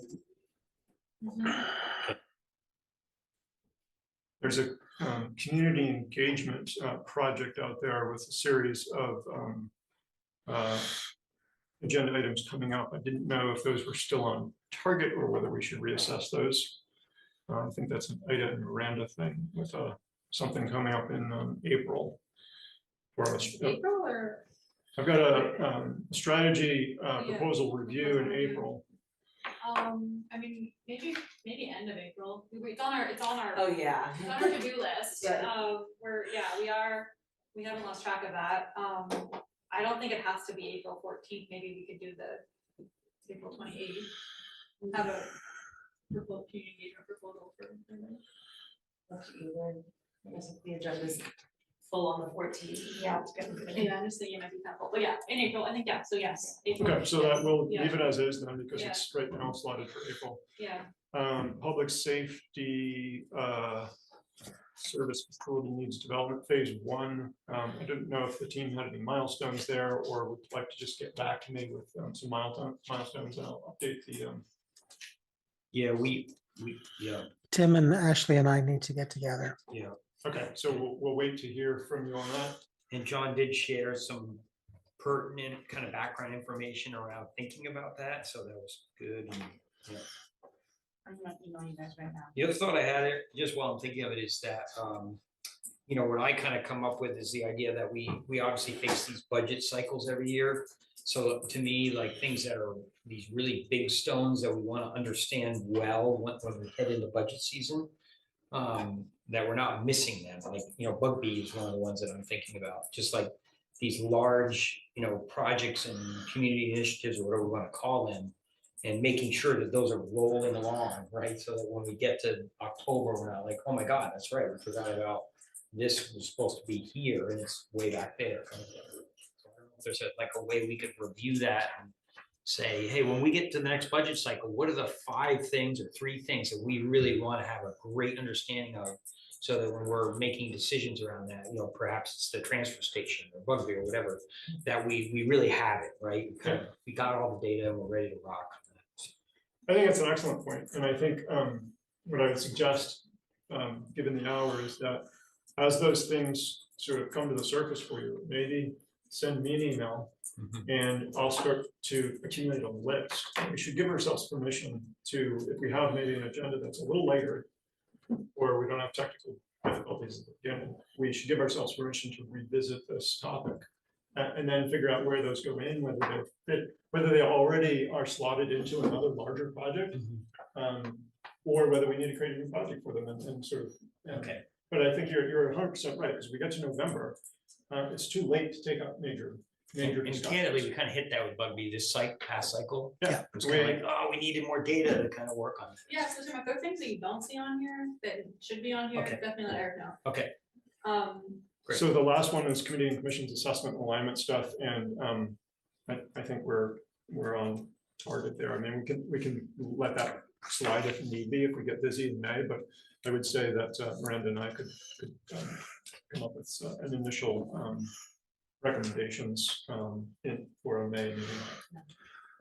The final comment I would have on this is also an opportunity for step forward, step back, right? So if you've, during the 22nd workshop, if you put your name against too many things and suddenly it feels daunting, let's figure that out. And if you didn't attend that meeting and you want to raise your hand for stuff, let's hear about that too. So this is about, you know, some balancing. We don't have to do it all here. Like we can. I mean, I'm happy to serve as a point person, and then if we have enough sort of change, we can put it back. So open for suggestions if that doesn't sound. Sounds great to me. I'm grateful for your willingness to be. Yeah. This is big. Yeah, this is big. Yeah, and I just want to echo like the appreciation that we're checking in on this now, and like, yeah, it's so helpful to not let things fall through the cracks, to have these check-ins, and yeah, thank you, Eric, particularly. And John and staff are providing. Yes. 90% of this. So- Yeah, thank you so much. Sure. This is great. All right, great. Let's do commission reports. Actually, I'll start with you. Do you have? Nothing to report. Okay. I have nothing to report. Report. Mary? Nothing. And Mike? Nothing to report. I don't have any either. Ally, just as an FYI, if they had reports, they'd probably do a quick overview and perhaps be nice enough to send you a written form for insertion into the minutes. Yeah, you can always email us if we say a couple sentences. You can say, "Can you write that down and email it to me for the minutes?" But usually, the goal is for them to be ready. Okay, is there a motion for the consent agenda? I'll make a motion. Thank you, Mary. I move that the select board approve payroll ending 3/28/2026, approve AP manifest of 3/27/2026 and 4/1/2026, approve meeting minutes of 3/17/2026, future meetings approved are 4/14/2026 and 4/28/2026. Thank you. Is there a second? I'll second that. Second by Tim.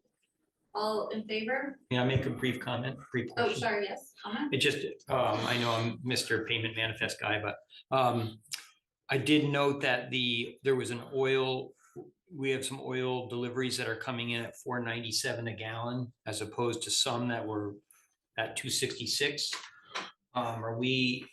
Is this, we don't have contractual coverage on that? We're subject to the market? or- I don't know the answer. I'll have to get that to you. I'll get it. Email that to John. I'll get it. Yep. Similar questions. But that is a great question, and thank you for noticing that. Yes. I hope we get an answer. Thank you. That can be forwarded to the whole board. I got happy me at my house too. Beautiful. Yeah. Okay, any other comments? Okay. All in favor? Aye. Aye. Opposed, abstained. All right, let's take a 5-minute break. Should we move them into, we have to. Oh, yeah, move to go into executive session.